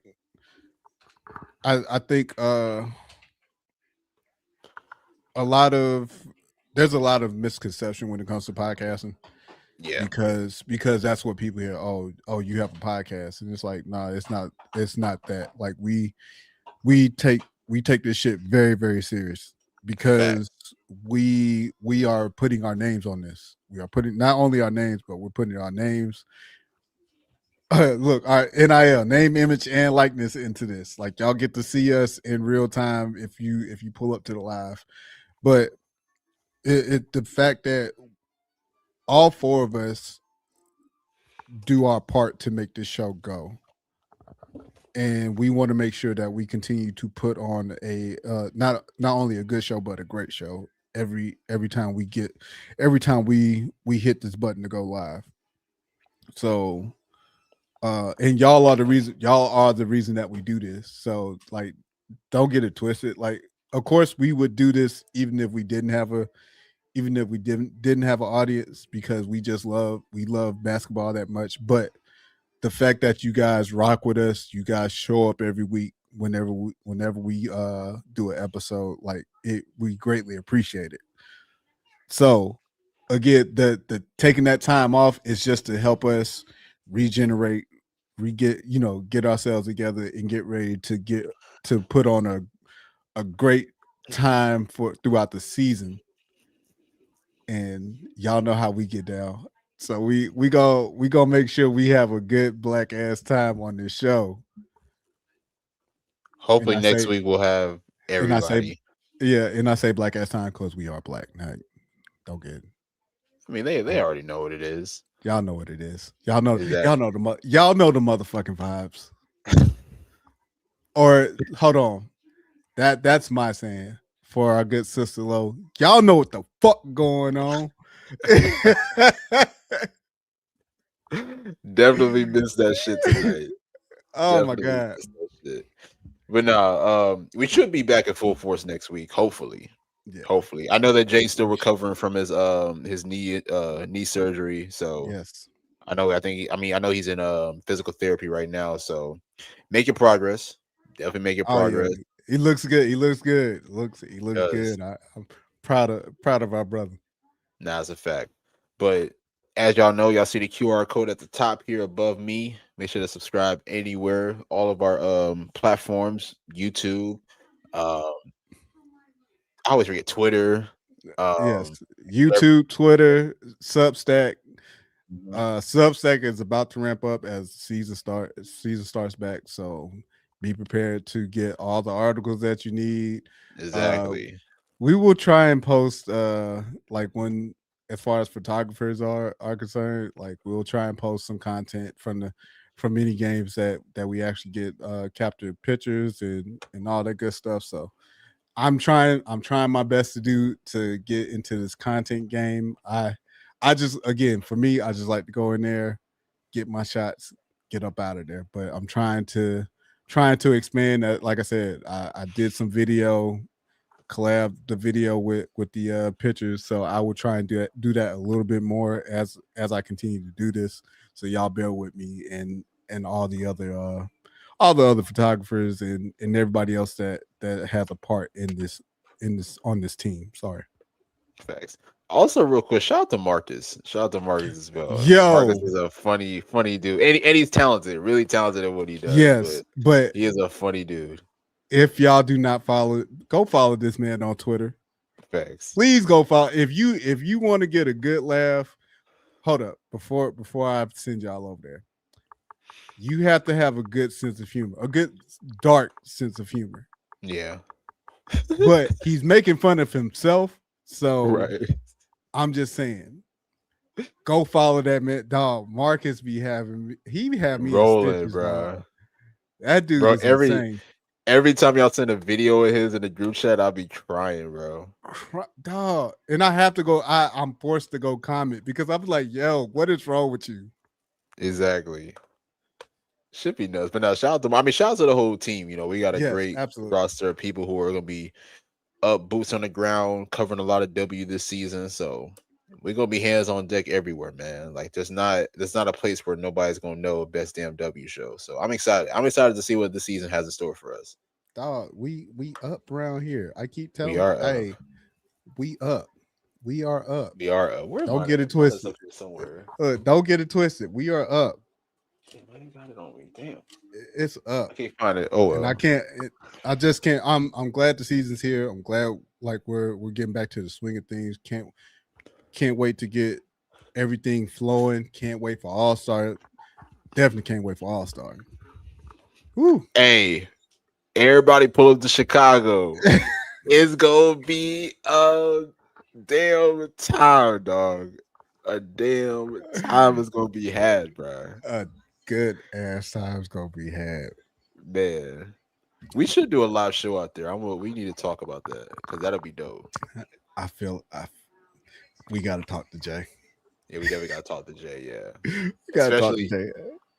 Nah, because especially if we get everybody to pull up too. Oh yeah, we definitely gonna make it happen. We'll see how we'll see how we need to make this shake. Look, a good 150, 200 people, we straight. That's all we need, baby. Easily. But shit, we 2 hours in, man. You got anything else to say, man? Hell no, man. I'm just glad to be back.